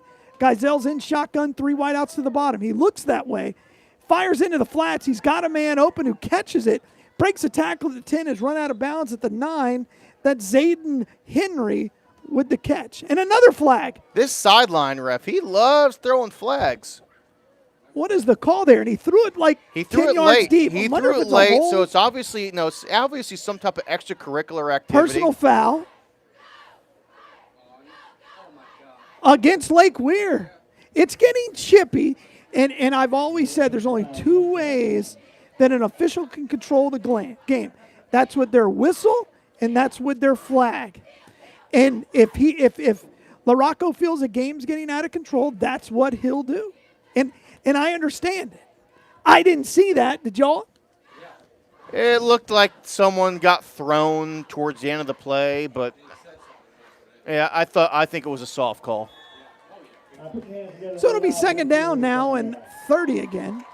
Well, 20, we'll call it 20. Ball sits now at the 25. 2:36 left to go. Timeout. So for the Wolfpack. 4th down coming up. So what I'm going to do is I really want to thank our sponsors, and that starts with McCarson Electric. Call David at 352-812-4486. Over 30 years of service, commercial, industrial, residential, and medical equipment upgrades. And I know the whole McCarson clan was at the rally today, John. Yeah. So, all right, you're an under guy. Yeah. How does Trump lose? How does he lose? No, and I'm serious because I know the whole world thinks he's behind in the polls. But, he was behind in the polls last election, right. too. So what do you think's going to happen? You know, How is he losing? His opposition has pulled all the stops. But they're saying he's trailing in Florida. I read somewhere he was down by 7 points. He said today he's winning Florida. How is he down by? No. I'm serious. Well, believe it or not, what I actually learned today, what was interesting, is there's actually more registered Democrats in the state of Florida than there is Republicans. Maybe they just don't vote. But what's interesting is the Republicans keep winning Florida. Sure. As does they win the governor. So Geisel's going to drop back. He fires into the right side, headed in the end zone. It's picked off right in the end zone by the Wolfpack. Wasn't sure who made that catch. Looks like that was number 24, Cedric Strickland. Boy, he's everywhere. Yeah, It'll be 1st and 20 for the Wolfpack. You know, he's a good-looking player. He makes plays, and he's got the size. He's got that long length that colleges, I think, would really like to have in a corner. And let's be honest. I mean, the Wolfpack haven't had any serious players go to the next level in a while. I guess their best option from last year's team would be what's his name? Kid who transferred to Forest. Hodge. Maybe. Yeah, I mean, well, you're saying what, in terms of last year's team? Or? Yeah, last 2 years. Yeah, but he wasn't a senior. We're talking more seniors. Yeah, I agree. They didn't have any. I think they only had a handful of seniors on last year's team. Yeah. All right, so Seidel's the quarterback. He's going to give it to the deep man, and he's brought down behind the line of scrimmage. That was Lane on the carry. 2:20 and counting, 34 seconds left. Yeah, but going back you're talking about how does Trump lose? I mean, listen, it's going to be close like the last one. Last year wasn't that close. Well, Hillary won the majority vote. That's what kind of made it close. It doesn't matter. Yeah, I mean, no Republicans won the majority vote in years. No. Yeah, you're right. That doesn't matter. Yeah, that's right. Nick says, our sound guy says silent majority wins, which is probably true. All right, it'll be second down and they lost 5 on that play. It'll be second down and 15. Seidal's underneath the center, offset eye. They're going to fake it the lane. Seidal rolls out to his right, got a man wide open at the 20. He gets to the 31 and is brought down right at the yardstick. It'll be 1st and 10, I believe, Wolfpack. Yeah, and that's actually number 32 that time, Jaden Velasquez Soto. He's got a hyphenated last name. What do you think about hyphens in your last name? Not a big fan. I don't like them. Yeah. Like my wife, if she said she was hyphenating her name, I'm like, well, you're going to have to marry someone else. Yeah, I'm with you. Listen, I dislike a hyphenated last name as much as I dislike taking the over in a bet. Oh, it's pretty terrible. Both things are, one thing is really terrible. I'm not a hyphenated guy. Oh, somehow gets it off on the handoff. 49 seconds and counting, scores 34-0. Seidal was lucky to get that ball to lane. I worked with someone, true story. Her maiden name was hyphened. So she kept it. So she had 3 last names. Oh, gosh. She had 2 hyphens. Who does that? And she worked for me, and I'm like, look, you got to stop this. So I'm serious. I'm like, what do you want me to call you? She goes, this is my name. So she has a child. It's a true story. She has a child. She names the child. And then after the child is born, decides, I really don't like this name. And decides to change the birth certificate to no first name. And then didn't give that child a name until they were 3. Wow. Terrible. All right. Well, it looks like now you go ahead and announce the score, but I'm going to. Yeah, 34-0 is our final. The Wolfpack win. And here comes our virtue signaling good game where they run on their own 45. Let's everybody keep watching this. I know you're watching the game still, but they don't get to shake hands after hitting each other full throttle and touching this and that. They run past each other 5 yards apart and look like they just wave at each other. Good game. So your boy LaRocco and the officials are getting on their cart to be escorted to the locker room. Yeah, they're going to have to get escorted out after that game. But yeah, this is bizarre. They can't shake hands. But the coaches can. The coaches Why are allowed. does that make sense? The coaches are allowed to shake hands, With but the players can't. And the players have been hitting each other all game. The coaches haven't touched anybody. This is bizarre. It just makes no sense. But it's COVID. It's 2020. Nothing makes sense. No, none of this makes sense. So what we're going to do is we're going to step aside, Nick. And when we come back, we're going to recap the game and then talk about next week. But you are listening to High School Football right here on WOCA, The Source. You're getting ready to move and you work hard. That's why you call Two Men in a Truck, 352-289-0666. You need pros. Trained professional moving experts to do the heavy lifting for you. That's why you call Two Men in a Truck, 352-289-0666. They care about your things as much as you do, and they do it fast and right. That's why you call Two Men in a Truck, 352-289-0666. Visit twomeninatruck.com and get moving. 2 Men in a Truck. Think you know Dex Imaging? Think again. In the office, streamlining communications. In the field, delivering top-notch service, enhancing productivity and reducing downtime. In the data center, a part of the growing digital document revolution. In the world of business, supporting entrepreneurs and helping companies grow. In the forefront of technology, developing cutting-edge document management solutions. So if you think you know Dex Imaging, you don't know Dex.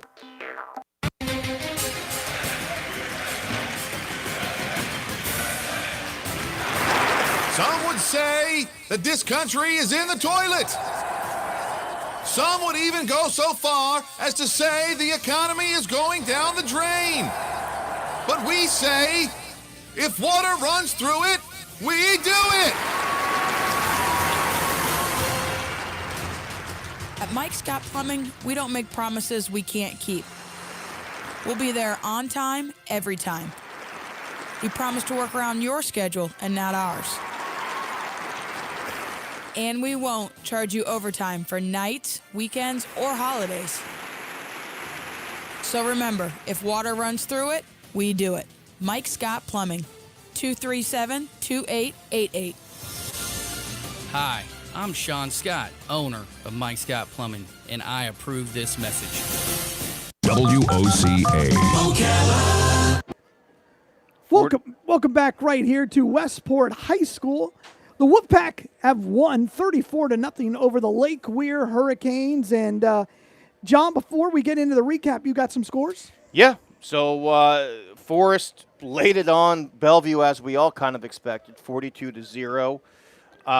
Trinity Catholic gets beat by Sandalwood, 17-14. Trinity Catholic now on a 3-game losing streak after starting off 2-0.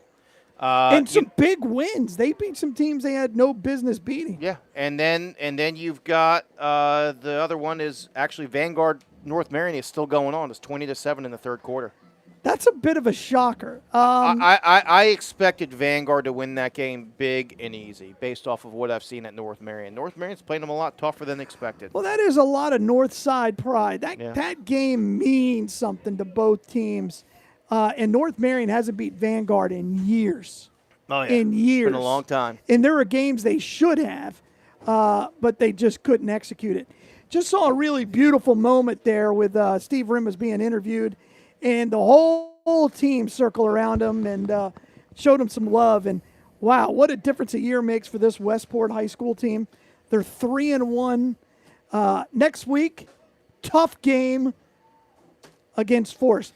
Before the season started, I would have told you Westport loses that game by 20. Now I don't know.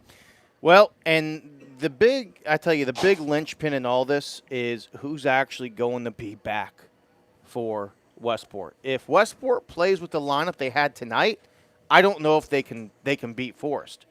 But they got to have Miller back. They've got to have Chisholm back. They've got to have Lightsey back. They've got to have Calvin Williams back. They've got to have those 4 guys back. And even if they don't have all 4, I still give them a chance. But if they don't have 2 of those 4 guys back, I don't know. They're forcing Velasquez to play both ways a lot here with having Chisholm not here. And Savino's got to play better. Yeah. A week of practice will help him. He did score a running touchdown. He did throw a touchdown tonight. But he threw 4 touchdowns and ran in another one the week before, and then COVID hits. Kid misses a whole week of practice, and the timing was just off. But tonight was the Elijah Hopkins show. Yeah, well, and every night should be the Elijah Hopkins show, quite honestly. And he's got a really good supporting cast around him. Unfortunately, it seems like injuries and the COVID protocol is preventing that supporting cast from being around him at all times. So yeah, he probably had the play of the game was that 40-yard touchdown run that he had to make the score 21-0, and it was over at that time. He also had a 49-yard touchdown run called back on a holding call. He had multiple large runs, just chunk plays running off the left side with that cutback lane. He was really, really explosive tonight. And that offensive line for Westport, they've played together now the last 3 games, and they look good. Well, and having a good offensive line at Westport is something they have not had in a very long time. Sure. And finally it's here. And like you said, I mean, they've been together for a long time. There's been a lot of continuity going on amongst them, going all the way back to the days they played for Coach Steve Rem at the youth football level. And it goes back before that. It goes that offensive line, 3 of those guys played together for the Steelers. So that those kids know each other and have known each other for a very, very long time. And they're young. There's 1 senior and the rest are sophomores. Yeah, absolutely. I'm excited for next week's game. I mean, because the Forest game, I feel like this is going to be truly a matchup where I think both sides are pretty even. I mean, it's going to be, in my opinion, one of those back and forth battles, and it's going to literally come down to one play. Right. It's going to come down to one play. It's going to be an exciting game. There's going to be a lot of emotions flaring. A lot of these guys are their kids have been playing against each other since they were just little in youth football. You got Jaden Hodge, who transfers from Westport to Forest. So there's going to be a lot of trash talk going on there on that. I'm sure there's going to be some social media talk going on, too, during the week next week. So we'll see. Yeah, it's going to be a good game. And I think that may be the game of the week in the county. I don't think North Marion or Dunellen and Vanguard play until the following week. Is that right? Actually, no. I think they play that week. It is. Those are 2 good games. You got 2 very good football games in one night, and you've got people begging us to that's not going to happen. To do the Dunellen and Vanguard game. But like you said, we're here to do the Westport games this year. We're chronicling the inaugural season of Coach Steve Rem as head coach. Yeah, and Farmer, gave me the cold shoulder for pregame last week. Post-game, he was happy with me, but pre-game, he was cold. Coach, where are you at? But, by the way, Farmer's lost a ton of weight. Look good. Well, yeah, he looks good, man. Looks good. Yeah. All right. Any last words about tonight's game? No. Let's just hope that the Kung Flu does not a Chinese virus? Yeah, let's hope it does not assassinate the Westport roster for next week's great game. Yeah, obviously. And both ways. I hope it doesn't. I hope it doesn't hurt the Forest roster either, because I want to see both rosters at full strength, ready to go. I don't want to hear excuses afterwards. Well, Curry transferred from Vanguard Forest. He's a kid I know well. He from his MCYFL days, he's always been a quarterback, always been the best quarterback in the county. Watching Savino go against Curry is going to be a lot of fun. Oh, yes. That'll be a lot of fun. 100%. Yeah. So before we go again, I want to thank McCarson Electric. Please reach out to them and say thank you for being a sponsor. And if you need any electrical work, Dave is just a good, solid dude. Call him at 352-812-4486. So I want to thank my man Nick for the sound tonight. Nick is the man. And he wasn't here for kickoff. Next time, bring the fog machine against Forest next week. But we will be right back here at the same place. Kickoff will be at 7. Pregame will be at 6:30.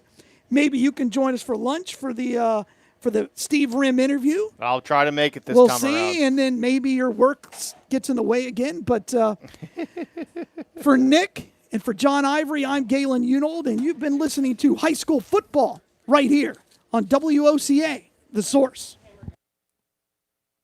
Broadcasting from the Paddock Mall Studios, this is WOCA, Ocala, Gainesville, The Villages, 1370 AM, 96.3 FM, The Source.